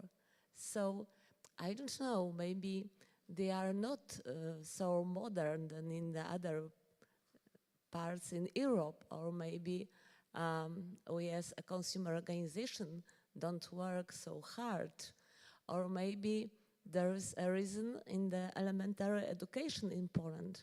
I don't know, but I know when we organized a big assembly and deliberation for consumers in Poland, for consumers who were randomly chosen by the one of the big foundation in Poland. And we discussed with these people what should be changed in Poland and in Europe to create a modern energy market, a market which is useful for the consumers, and a market in which we would be able to avoid energy vulnerability. And those people, after 2 days of discussion, remember, randomly choose in society. They said that, okay, the one condition is to make a predictable market, when consumers can expect what will happen. Of course, I'm aware that it's unpredictable market, but some issue could be predictable by the experts, and it could be making this way that a new bill will not change the rules in investment which consumer made. And the other issue, those people said that they don't understand market, how it works, but they would like. 95% of the consumers in this assembly said yes. After 2 days of discussion, said yes. Yes, it is interesting, and yes, I would like to know more.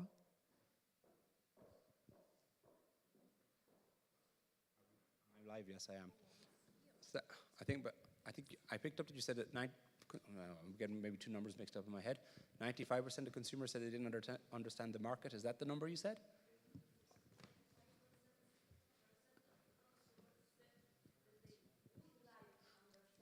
They would like to understand the market. Okay. Does that mean that 5% already don't understand it?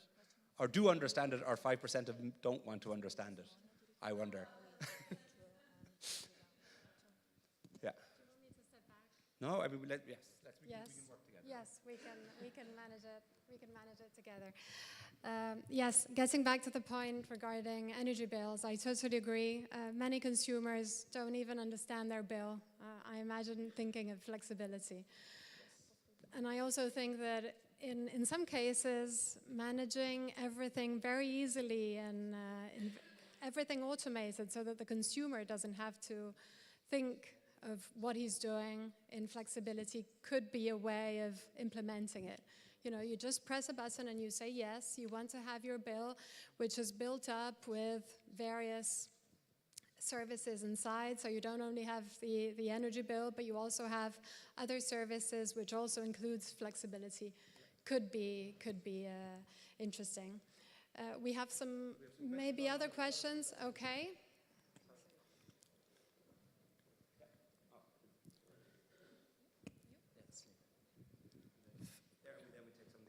Yes. So my name is Chinui Kim, originally from Korea, but we are working in Andalusia right now for some of the citizens and energy engagement and energy transition. To really just have some comment on the demand response. I think if you will see this, mostly all the demand response is actually stemmed from the supply side as a frequency control, which is automatically triggering in, and the system is already ready to be exercised, and the tremendous amount of money is going into the frequency control from the supply side. But when it comes to the demand side, as you pointed out, we are talking about the consumers and the consumers' behavior change, which is very hard to really engage. As pointed out, there's a lack of information, a lack of knowledge, but most important thing is now that's one of the reasons why when we talk about the demand response and the flexibility, I hope that there is some of the appliance companies participating in where they all do a lot of automations and home kind of smart home appliances. They really built all these logics to be able to respond if there's any dynamic tariff or if there's any demand response program that is actually available or which can be programmed very easily. So they don't have to worry about when my washing machine will run, when my dishwasher will run. So I think when we talk about these consumers as the one, but eventually what do we consume has to be specifically identified so that we can start to do where to tackle. Is it my refrigerator which is running, or is it the washing machine or my heat pump that is running when it's really peak, or how we can really kind of alleviate all these kind of issues and the flexibility. So I think when we were here as consumers and the citizens, there is another part that is always missing. I didn't see anybody from the appliances company who are actually the consumer. And in terms of the actual consumption is actually done by the appliances. So I think it will be very interesting to see how that can be done. But unfortunately, I have to say, the more I really hear from this, the smart meters are not really adopted. But it's not I think smart meter is a good tool to do that, but it's not the answer to because even though there is a smart meters has been already deployed, what do we get out of the smart meter? It only worked for actually billing for the utility company, DSOs, to make it easier to do the cost effectively. So data that they have the 15 minutes interval, sometimes not available to the consumers. They don't really know, even though there is already the data that has been already available, but it's not available to the people or to the institution to analyze how we can find the patterns. So overall, I think if we see everything is working in elements, but it hasn't really been integrated as a whole system to be able to have a successful demand response or demand specific the flexibility that we can have. So I hope that this is my second time to be in the Citizens Energy Forum, and there is a little bit of missing part of the invitation of the people who are participating is the appliances company, consumers goods. They are really keen to be really engaged, but they don't know where to start. I think maybe next year, we would like to see some of the appliance companies, what they do, what they can do for the consumers, so that it's easier to really implement this flexibility issue. Yes. I asked who wasn't here, and that's one of the people who aren't here today, is the appliance companies. Yes, there's no, actually no, but they are a very, very important piece of the puzzle. Yeah, and just to say, we don't ignore them, they're part of our Smart Energy Expert Group. Maybe this is the one here. We have another colleague here, and we have some questions online as well, on dynamic tariffs and the quality of information that smart meters come in. Don't dynamic tariffs depend on the quality and quantity of the information that smart meters can provide? Yes. Yes, of course, yes, but okay. No, the other ones aren't for us. So Is one there any comment. other question? Yes, from the back. Is it working? Okay. So one comment to incentives. So I guess financial incentives are good on a daily business. So I totally agree. But I guess when we think about the last winter, energy bills was a big issue, but a much more bigger issue was brownout, the risk for brownouts. I guess this is a really strong incentive, and we have two practical examples where this just is working. So in California, they had regularly, on a regular basis, brownouts. And then they introduced what they called Flex Alert, which is completely voluntarily load shifting, but people in California participate, and then, up to my knowledge, there's no more brownouts in California. So this is just perfectly working in practice. And the other example is France. In, I guess, April 2022, the state or the energy officials asked the people to participate in load shifting due to avoiding a brownout, and they shifted about 1 gigawatt in power. So even if you are lazy and not active, you want to have everything automated, you should be educated. You should know maybe once, maybe 10th a year, it's really important that you consider load shifting next to all this automation stuff. And this is where we want to go. Some financial incentives for the daily business, but really have an educated population for the crisis. Yeah. Thanks. And I actually think you've answered one of the questions that has just come up. Because we just got a question online that says, can you talk about alternative ways consumers who don't have access to smart meters can participate in demand response? So that's, I think whoever asked the question, because you're down as anonymous, you got the answer while you were sending it. Yes. And is there anybody here from the Nordic countries who can answer perhaps this question? Is there any state in the EU which offer dynamic contracts which actually work, which are actually working and active? Is there anybody here from a member state or from a jurisdiction or from a market where that works? Yes, we have a hand up. Maybe you could say and talk about it, what the experience is. Well, Philip Lewis, SPARS ETT. Yes, I mean, in the Nordics, very much so. I mean, all the Nordic markets have a lot of dynamic tariffs for residential customers. Norway, it's almost everybody. Sweden, it's a large proportion, and Finland, a very large number and growing. And absolutely, they are working because people are sort of using energy when it's cheaper. Just to give an example of the difference, even today, looking at my own tariff, it would be around about 16 cents a kilowatt hour for energy at the peak hours, and it would be around about 2 at the cheap hours. And of course, if you have any shiftable load, you're going to use it, especially an EV in the Nordics, but also heating.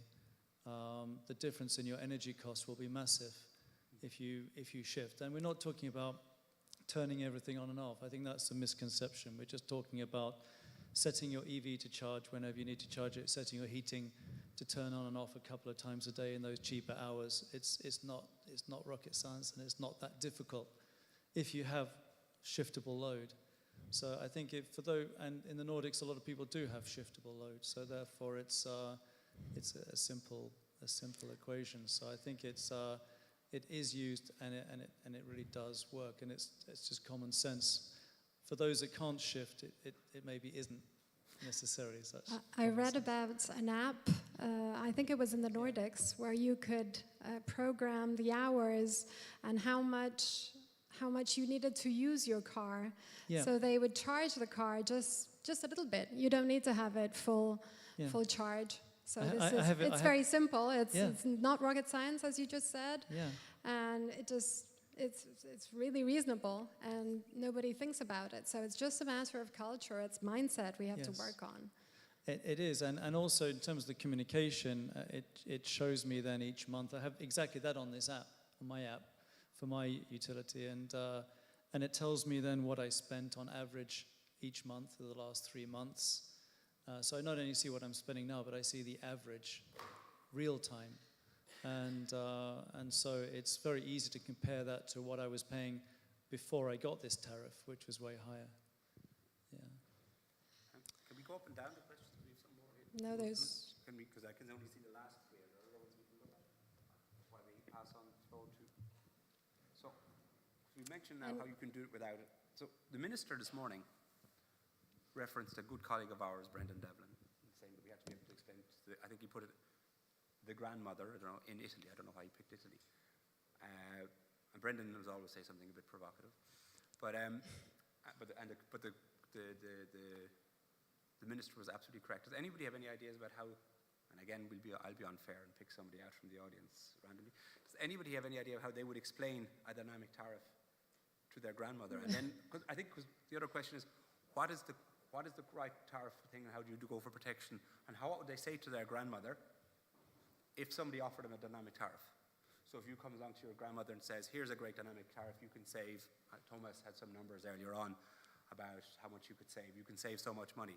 So how would, from a consumer protection point of view, how would you explain a dynamic tariff to the proverbial grandmother? And would you recommend to your proverbial grandmother to have a dynamic price tariff? Or what would you say? How would you protect her to say that this has risks?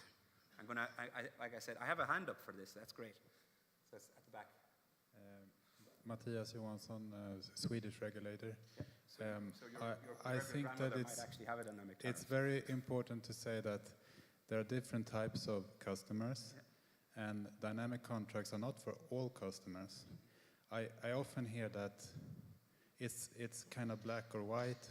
Either we don't have dynamic contracts, or everyone should have it. There will always be customers that prefer fixed price contracts, and my grandmother probably live in a small apartment. She does not have load to move, so a dynamic contract is probably not for her. So that would be my answer.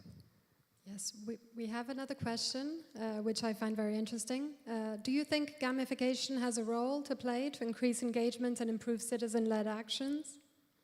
Maybe it's actually a very similar question to Ger O'Brien's one, which hits the deformation professionnelle of all economists.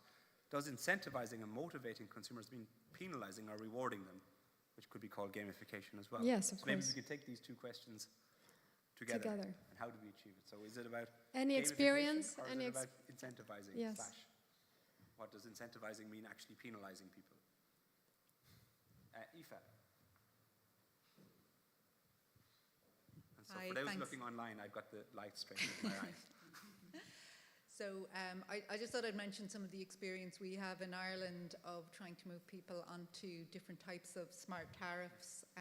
Firstly, just to say, you're absolutely right. The smart meters themselves are kind of meaningless, and we had about 1 million meters rolled out in Ireland when people suddenly went, wait a minute, that's just sitting on my wall doing nothing. What's going on here? So we had to try and explain to people, well, actually, you have to opt into a really different type of tariff, and you can't get the data to understand how that's going to work until you've opted in.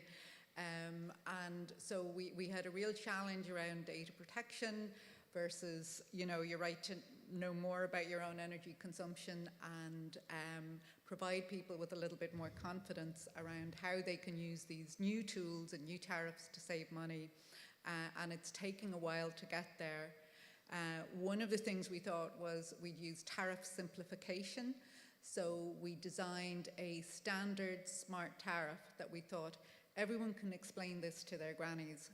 And actually, our grannies are probably better than all of us at this, because they know, they grew up in an era where actually they were very careful with resources, and they understood, saving things and not throwing things away and being careful. So we said, right, it's a bit more expensive at peak time, it's really cheap overnight, and during the day it's kind of average. And we thought most people might grasp that. I think some people use the example of traffic. It's rush hour traffic between 5 and 7. Don't go on the road during that time. Try and travel later or during the day when it's less busy, and you'll get there faster, or you'll save money in this case. So we introduced this standard smart tariff that we thought everybody will understand. And actually, when we looked at, suppliers and what they were offering and what customers were actually switching to,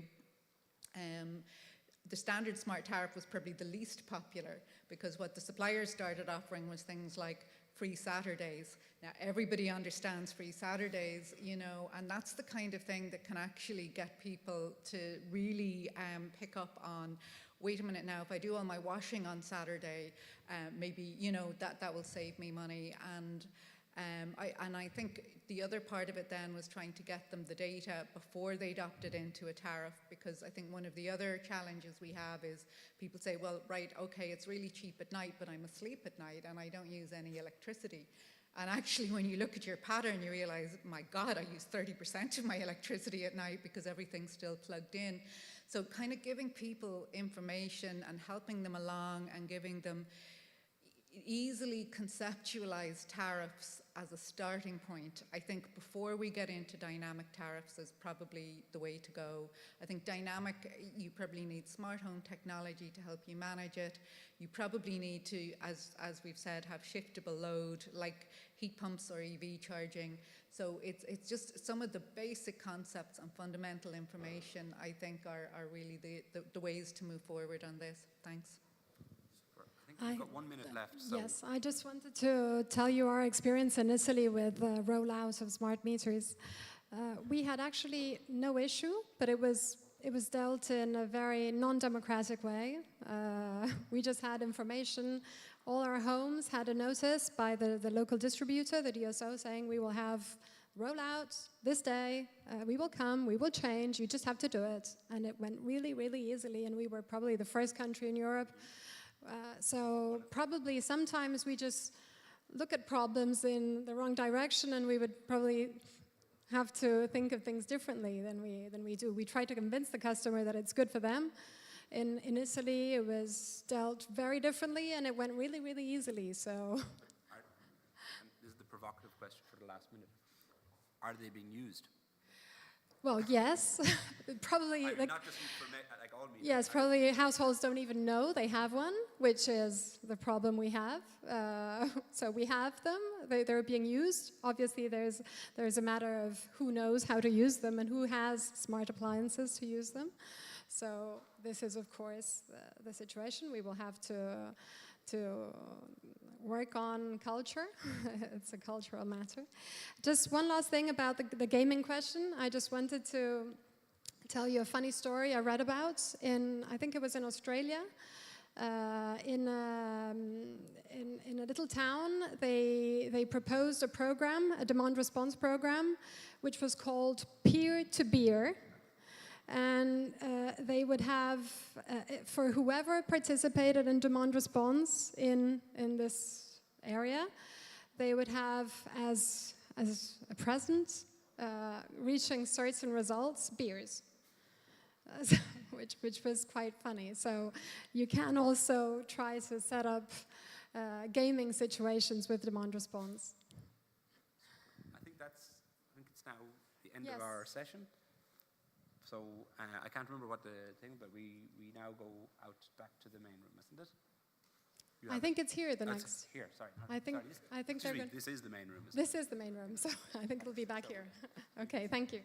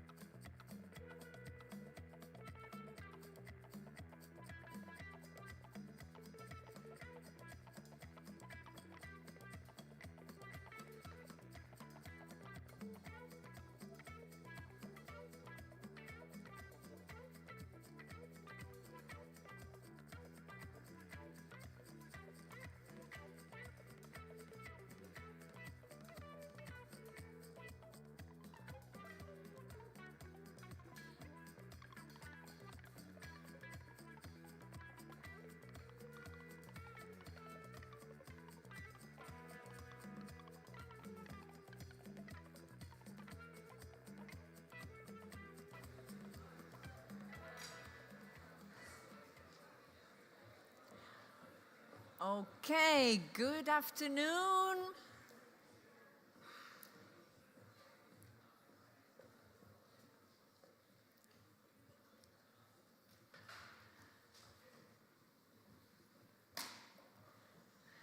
And welcome back to our last plenary session. I'm Paola Pino from the European Commission, and I'm very glad to welcome you now as we head towards the end of what has been a very intense day, and for some of you already 2 days. And now we'd like to hear from the 3 breakout sessions that took place just until a few moments ago. And we have here on stage the 3 rapporteurs who will share with us what has been the main takeaway so that we're all on the same page. So let us start with the feedback regarding the first session on demand-side flexibility. So we have with us Karen Trent, Director of Customer Policy and Protection and Legal at the Commission for Regulation of Utilities. And Karen will share with us the main takeaways of this breakout session. Thank you, Karen. As you prefer.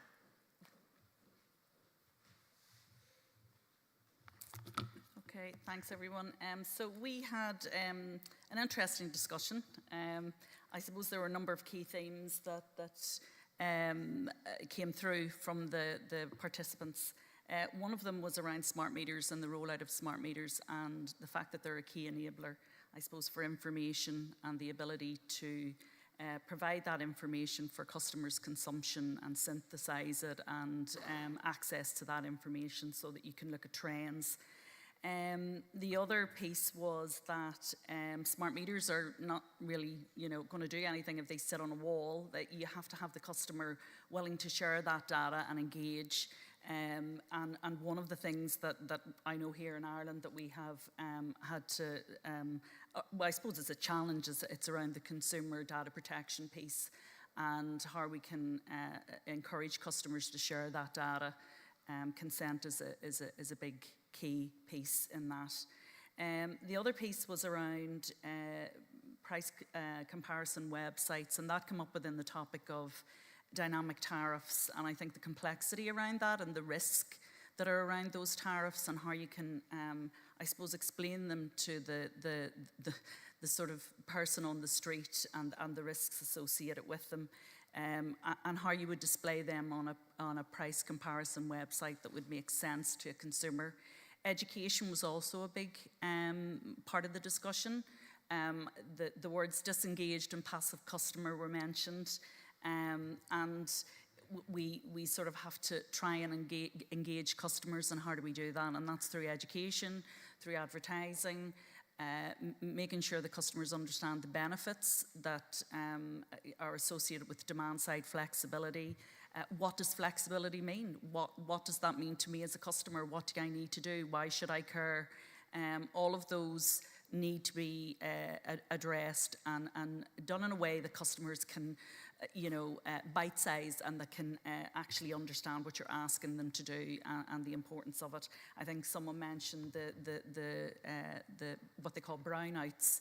We have amber alerts here in Ireland when the system is tight.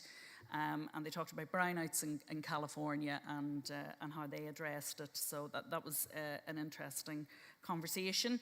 The other piece was around tariff simplification. So one of the things that we have here in Ireland is time of use tariffs. Now, there hasn't been a huge uptake, but again, that is around knowledge and fear and people not wanting to necessarily change because they don't know if they're going to be penalised or if they're going to benefit from moving on to what is a time of use tariff. We created one that is day, night, peak. But again, the suppliers who are very good at, promoting their products come up with something clever like a free Saturday. And they're the type of things that we really need suppliers to get behind and push. The other then was around the dynamic tariff again. I think there was a speaker from Sweden who had been able to demonstrate a good news story around that, but I suppose that led into a discussion around shift loading and whether or not you can actually shift your load.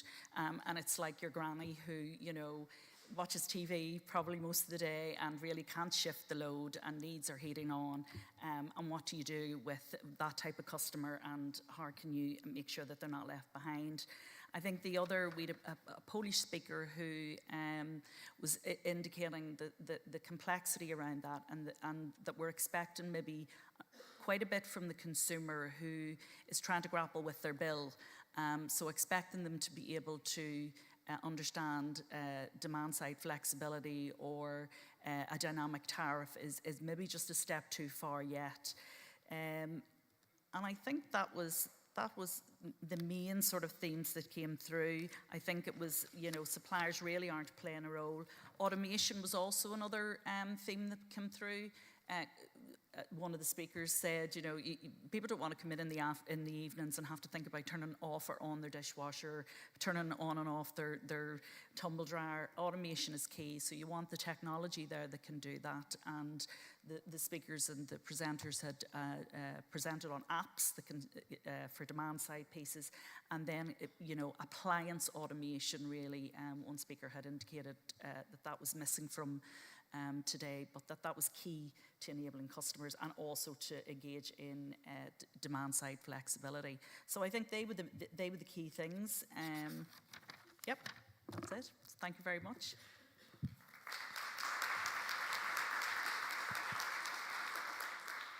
Thank you, Karen, for this very valid input.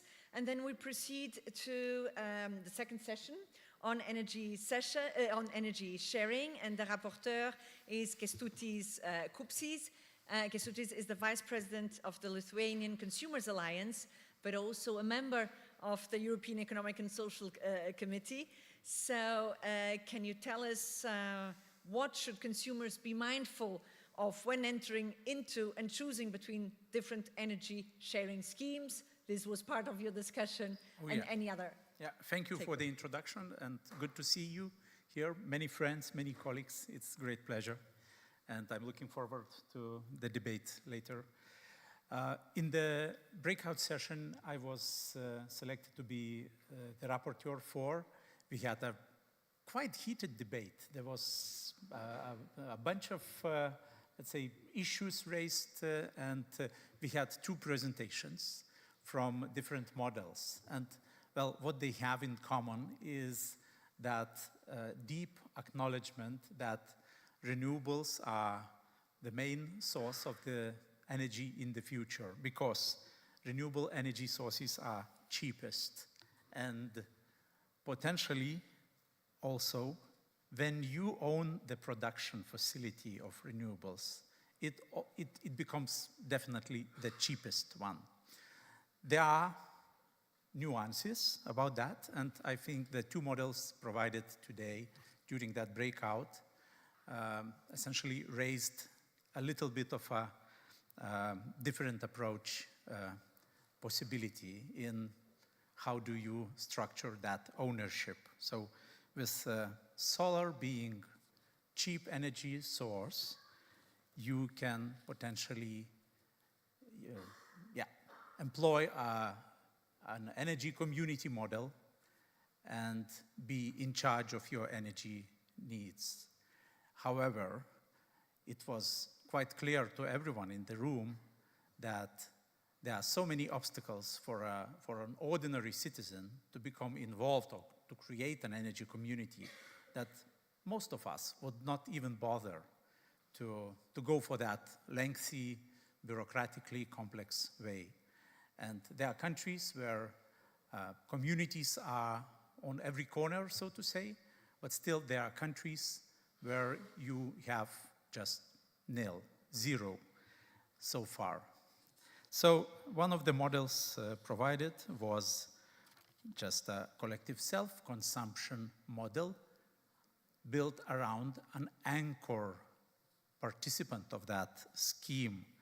Because, and I'm just giving you a citation from the discussion, because it is not ownership what counts. It is a collective usage what counts.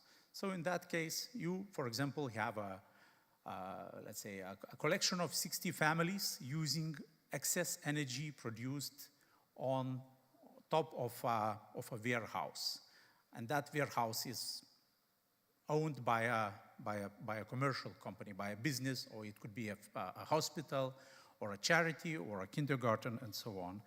And then you have an operator, a management company, and this is the Portuguese example, Portuguese model, that managing operator takes care of all the contractual relationships necessary to make the scheme work.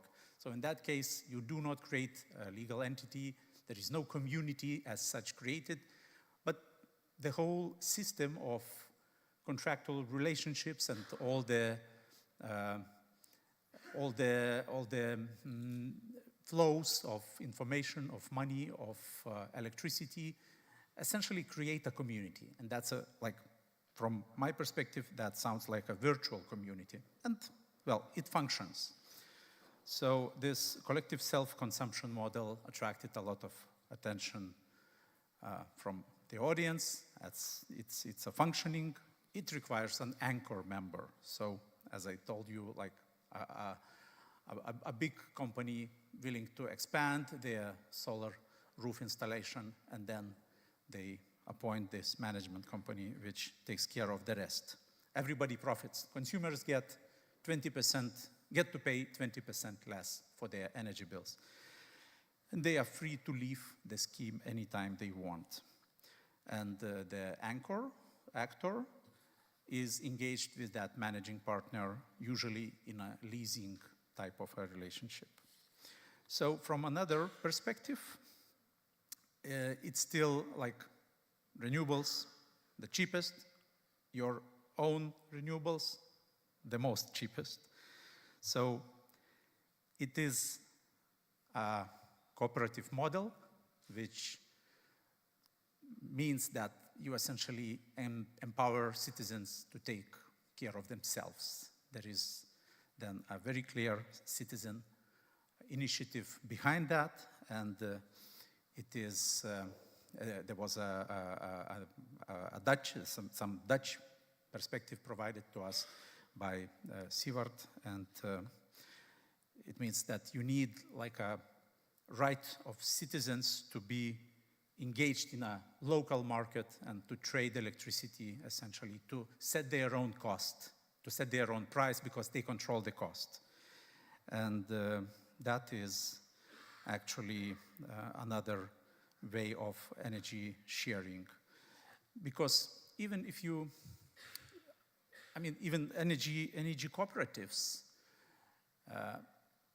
again, a direct citation, look like they are acting as financial institutions because of membership, because of financial investment necessary, because of this way of creating some kind of a model which is then based on financial relationships more than a collective feeling. And that's why those local markets, local sharing models are potentially a next step for us to develop. So my main takeaways personally are the following. I think that the different models, the different ideas provided in this way of self-consuming, of self-production and sharing energy and creating communities, it is indeed a very important aspect of our joint European future. Because if we take a look a little bit further than just a purely energy field, or if you go out of the, let's say, household-centric approach, then it's so important to have different models where people come together. And that's the essence of the European project. The European project as a unity of values, of people who have shared values. So essentially, the more ways you find to connect people around common problems, the more ways you find to have people join their forces. Whatever is the model, the better. That's how we build our coherent society. And also, I think it is also a good beginning to make our citizens build their own self-awareness of being, of self-awareness of being economic actors as well. Because if you are engaged in an energy community, you are essentially becoming very much aware of energy prices, of energy efficiency, of future technologies, and so on. So we are, by providing different models, we are building a society of enlightened people. Thank you so much.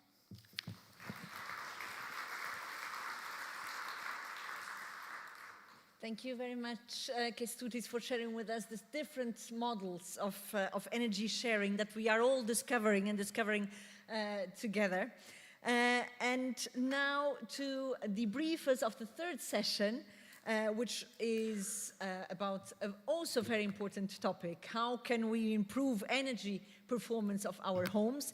And Vlasta Kremli is the director at the Energy Agency in Slovenia and also the mayor of Selnike ob Dravi.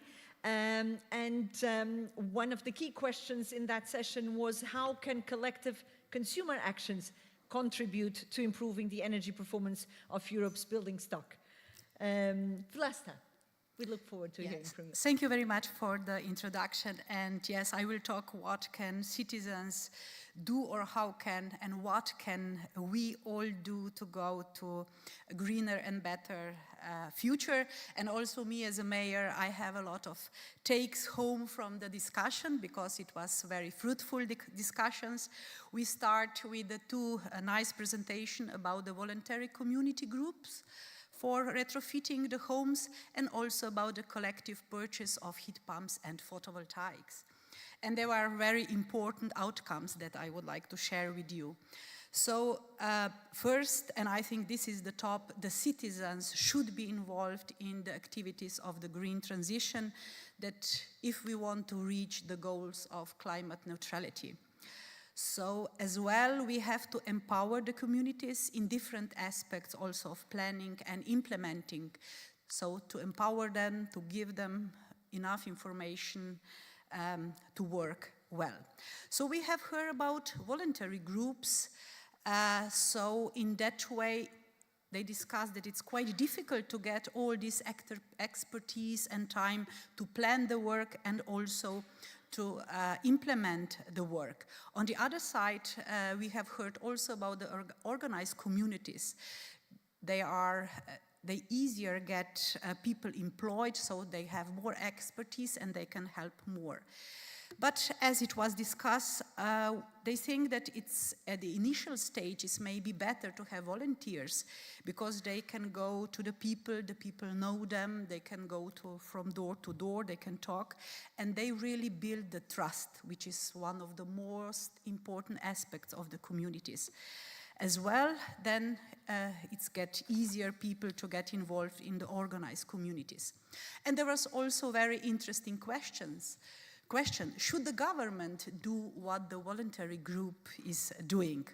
Yeah, there was discussion about it, but as we know that most of the national or regional governments are quite far away from the citizens, so in the first step it's very good to have communities, but both approaches, top down and bottom up should be used if we would like to reach the goals.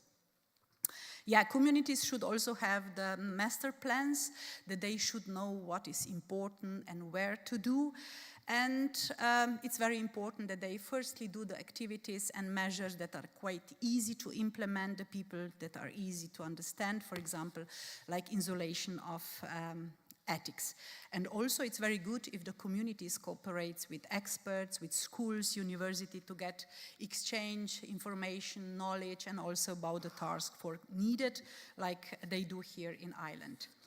In the second part, we have talked about the common procurement of heat pumps and photovoltaics. This is good options that you can get lower price, and also you can assure better quality. But there are still some barriers, like to have approved consumer contracts, how they can guarantee price for products and installation. And there was a big discussion about the ratio between the price for the electricity and natural gas. So it's still natural gas, very cheap in relation to the electricity. So the people are calculating, and they are not very in favor. So, and also there is a problem with renewables in multi-apartment buildings, because they have the common system, for example, like natural gas, and they have to decide. And then again, when we talk about the photovoltaics, there was again the question about the grid capacity, the flexibility, and there are many barriers around it. And if these barriers could be overcome also with the smart home approach and also the smart grid, it's really needed if we would like to be safe on the both sides of photovoltaic. And in the end, also energy poverty raised up. So it is very important when we talk about the energy poverty that we know who needs what. This is really important. And there are many subsidies programs within different countries.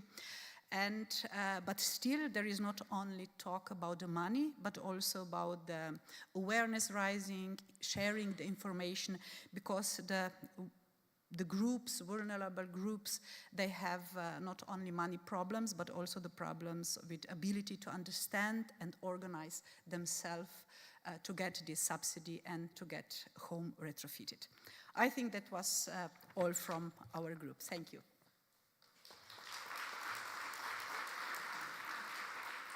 Thank you, Vlasta. Also speaking from experience as a local actor, and we do know that all of this is tested with the citizens in the cities, and of course also your role as mayor, obviously very important there, with very concrete experience of the issues and the challenges.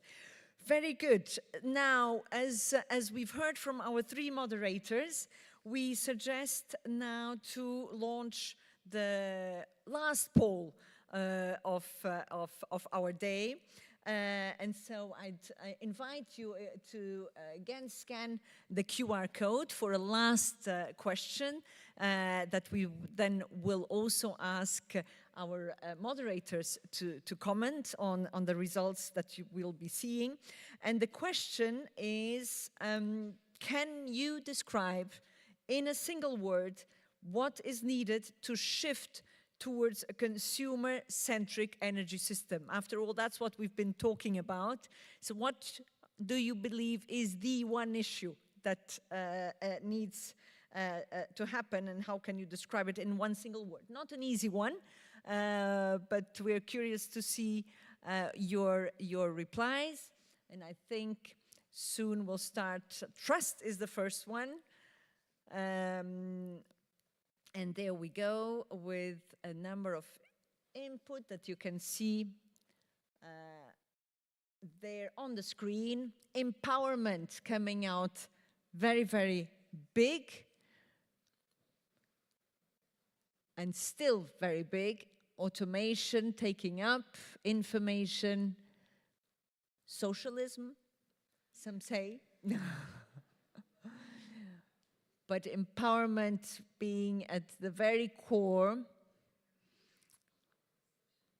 but also changing the mindset, empathy,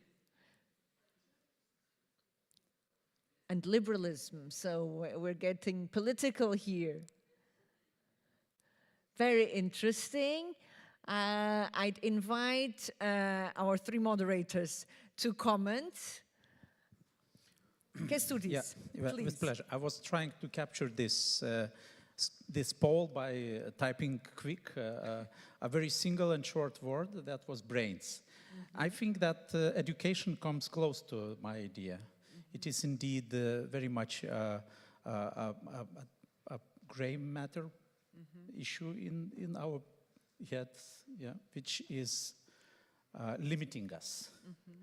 And of course, another issue is perhaps not inside of us, but that's more like an outside limit, is the entrenched power of incumbent, of all the power relationships which were forming throughout the decades, the generations of energy system building. Yeah? So all that old luggage we still carry with us, it limits our abilities to innovate. Very good, and therefore also a mindset, right? So, which I think was also mentioned. Exactly, it's there. It comes with a mindset, and it comes with a change in the way the whole system is organized. Karen and Vlasta, any reactions, spontaneous reactions? Yeah, I think knowledge, as the speaker said there. I think what's missing there really for me is, well, infrastructure is there, but I do think decentralization is going to be key for empowering customers. I think the idea that we have a distribution, certainly it'll be on the distribution side, is centralized, will move away.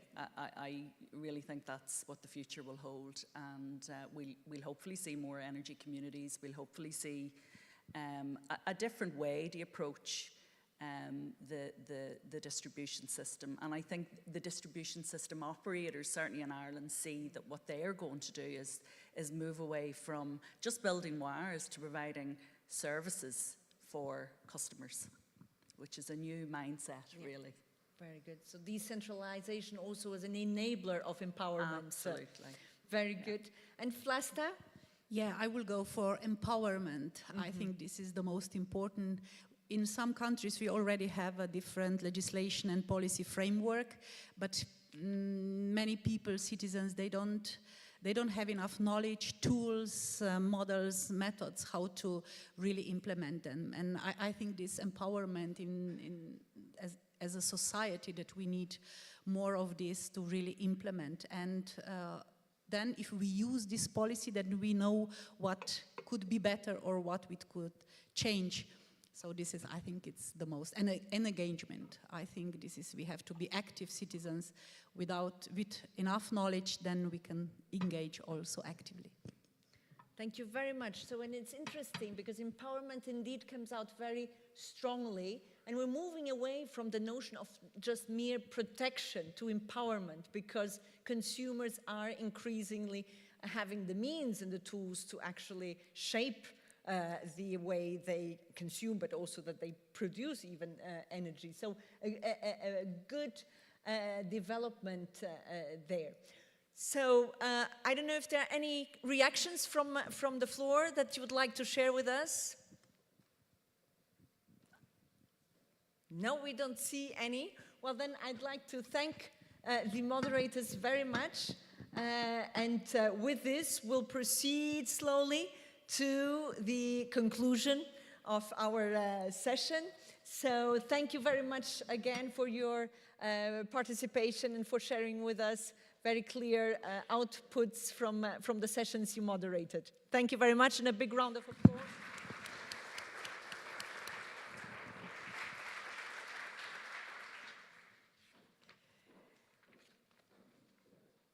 And now, indeed, coming to a conclusion of our Citizens Energy Forum.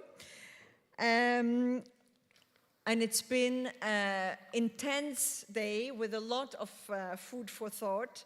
And I'd like to thank all the speakers, all the panelists, but also all of you who participated actively. And I would like to share a very, very, very special thanks to Yves and all your team for hosting us in what was really perfect venue in a great city that I think we'll all be keen on discovering, maybe also on a private basis. But really, thank you very, very much, Yves. You've been an incredible host, with all the team, with all the crew. So a big thanks also from our side. A big thanks also to the teams in the Commission who have put together these sessions. We look forward to your feedback. But now to share with us what was the result of a day yesterday where we had the regulatory roundtable, where some of you participated, but not everyone. And we had also very interesting discussions and outcomes. And with us to share those outcomes, I'd like to pass you the floor, Eve. Thank you very much, Paula, and thanks everybody. I have to say I'm really disappointed that the wordle was taken down, because I was hoping to stand on the stage with the words revolution and anarchism highlighted behind me, and just remind everybody that we're public servants and we just don't do anarchism really well. But we do share ideas really well, and I think that's what has been a big feature of yesterday and today. Yesterday we met with the Commission, regulators, member state representatives, industry and customer groups, and we touched on many of the same themes as were discussed in detail today. So I'll just go through a few highlights of the conclusions which will be circulated yesterday. We identified the need for clear political vision on the energy transition, and actually I think those of you who heard our minister speak this morning possibly heard that. We called for the full implementation of the current legislation, the Clean Energy Package, and more support for the new legislation that's coming down the track on electricity market reform, hydrogen, decarbonised gas markets, and energy performance of buildings. We welcomed the joint declaration for enhanced consumer protection, acknowledging that there's still 10% almost of energy consumers in Europe that can't afford to heat their homes. And we welcomed the market monitoring report by CWR and Acer, very well worth the read if you haven't seen it, which calls for interventions in support of consumers to be temporary, targeted and tailored. And on that theme, acknowledging that prices are still high and we're continuing to invest for the transition, we highlighted the need for affordability and inclusiveness. And there was a lot of discussion around how we support, in particular, energy poor and vulnerable customers, including through long-term measures like energy efficiency upgrades and renewable energy. I think in every session we highlighted the need for tailored and easily accessible information and tools to support customers on this journey with us. We highlighted the importance of collective self-consumption schemes, energy communities and energy sharing, and for all of us collectively to remove barriers and enable and support these initiatives, all of which will be underpinned by interoperable data management systems. And I think data and information is really critical through this whole process.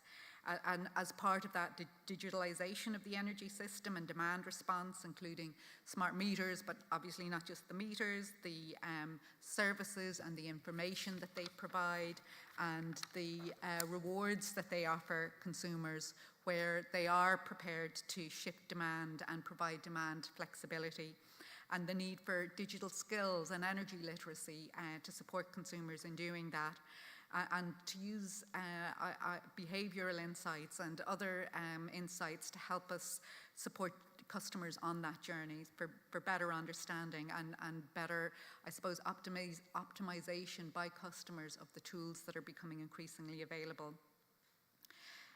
We talked a lot, and I think it came through today, around the need to switch to sustainable heating and cooling solutions. And we, I suppose, identified the need for the rights and protections for consumers. Not everybody is going to be an active consumer, and we need to look after the whole range of consumers across the EU.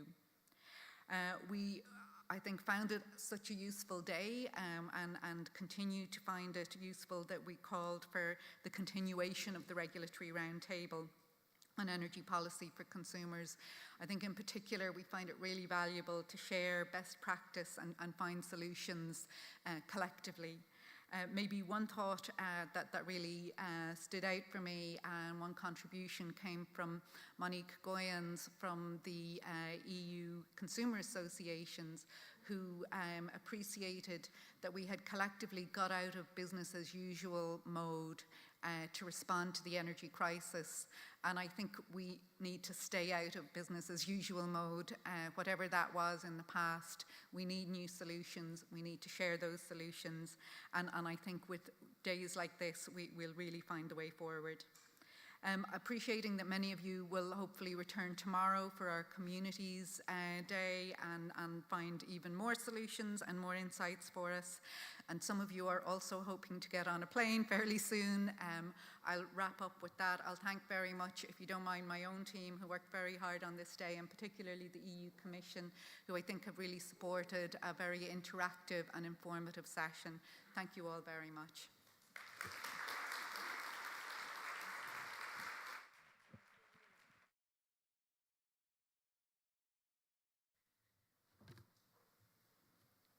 Thank you very much, Eve, and the Irish regulator for really what was an incredibly hospitable hosting of all of us from across the EU.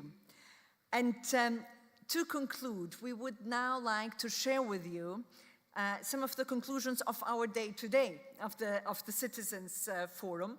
And we will do it, you've seen, it almost didn't fit into the screen because there was so much. And before going into that and looking into that, I would also like to share with you what I have been informed today. And Eve just quoted Monique in the need to stay out of business as usual mode. And you have heard that also in this logic, there has been a joint declaration which was signed by several associations, all involved in energy, committing to the protection of consumers in these difficult times that we lived already last year. And this joint declaration with the commitment to some basic principles in view of protecting the consumers was signed again this year. Now, ideally, from our side at the Commission, we would have liked to also see not just the associations represented there, but also the individual energy companies. And today I was surprised with a very good piece of news that actually the Electricity Association of Ireland and Dara from the EIA, I don't know if Dara is still here. No, he's not, but he shared with us what indeed is the next step, which is some energy companies themselves adhering to these principles in what is really an ambitious declaration and set of commitments. So well done for this very good practice. I think it's really a very nice takeaway also from our meeting today. And now looking at the conclusions for today, and I'm also discovering them as I look at it. So we have the 3 breakout sessions, and what can we refer to? Well, what is, how can we reduce our dependence on natural gas and the various sources there too. The role of storage, of course, and with examples in some member states, in this case in Slovakia. But energy efficiency also becoming cheaper. And we know that so many across the value chain and across society discovered actually the potential of energy efficiency when we were faced with such high energy prices. Very important, however, we need to keep it simple at all levels. And we've heard that it's not always the case. Tariffs are becoming much more dynamic, but it also comes with a certain degree of complexity. So we'll need to be able to also navigate through that complexity. Consumers should not be forced And we believe that this comes actually with empowerment information. If there is the necessary information, then there's no need to force anyone. It will be obvious, and it will be a choice of consumers to go for what are, in the end, the best solutions, which will also translate in the energy bill in a favorable manner. Then the need to, again, the education, the information, key element in order to be able to really be empowered. What we had said also, the decentralization as an enabler of empowerment, the fact that the crisis was a game changer. And we do believe that some of the issues, some of the changes are structural, and that we will not go back to the world before the crisis. So also seizing the benefits. Then even called a new industrial revolution.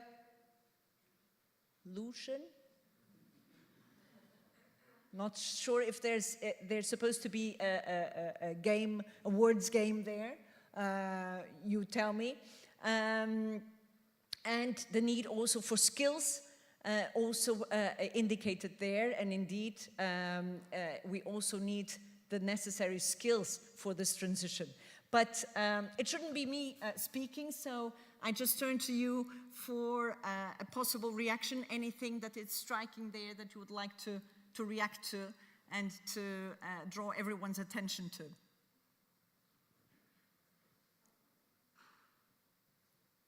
If nobody reacts, I will call on the team from the European Commission. There you go.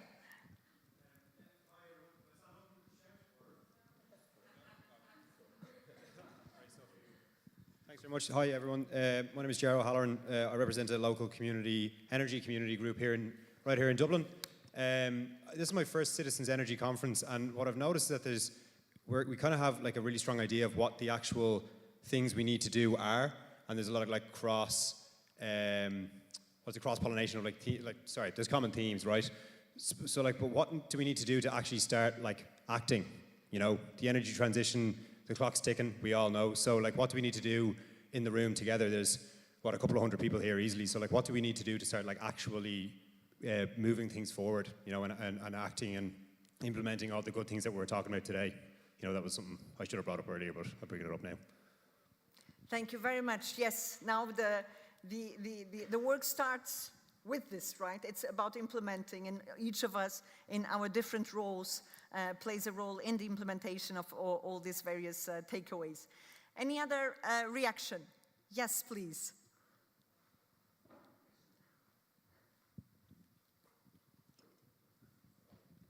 It's just, I don't see the word on the table, so it would be to make sure to lift administrative burden. Mm-hmm. I think this is one of the key things if we want success.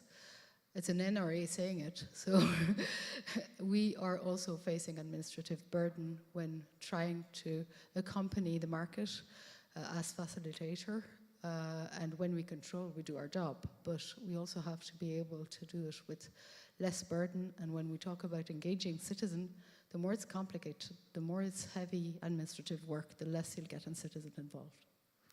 Very valid point, which was indeed raised also this morning in terms of the complexity. It's not enough to have the rights, but then we have to also make sure that actually the beneficiaries can have access, make use of it, and if it's too complicated, this is a clear obstacle. Any other reaction, comment?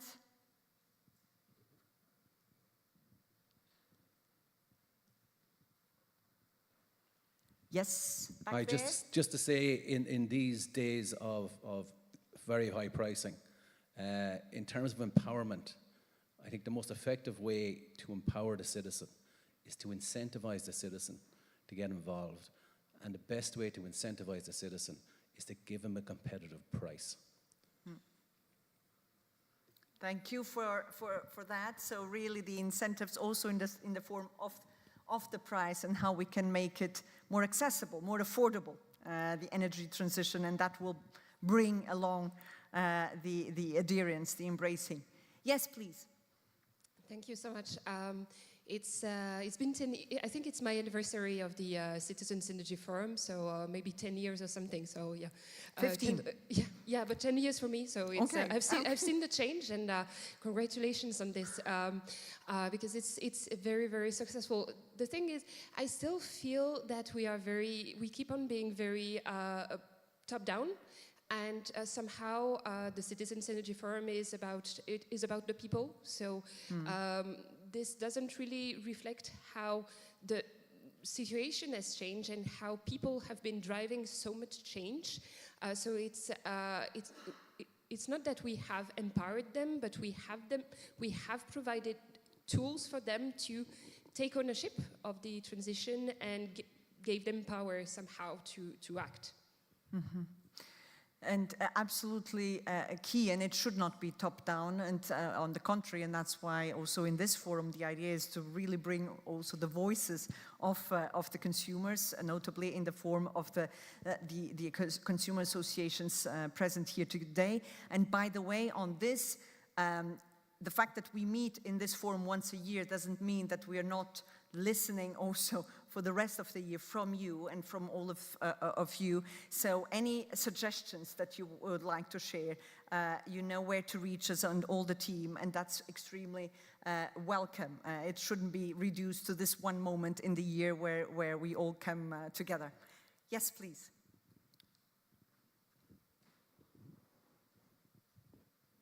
Thanks very much. Just to build on what this lady has been saying, I mean, this is the first time I've personally attended the forum, but I've been working on the topic for quite some years. And to perhaps substantiate and monitor a bit better what happens next year, I think it would be good to take stock and reflect every year what has been implemented, of the ideas, of the reflections, what have been the key obstacles, and get a nice snapshot every citizen forum so we know what's changed, what's pending, and we can also monitor the progress in 5-10 years time, and we can credibly say what approaches we can uptake and transfer also outside of Europe. So I think this would be an interesting follow-up to next year's event. Yeah. Thank you very much for that suggestion. Well noted, and in a way we tried this year also to look back into what were the lessons learned from the past year. But now as we move on, I think it's very good to indeed see, can we maybe even have some indicators of where we should be reaching the next year in terms of very concrete deliverables. Any other suggestions?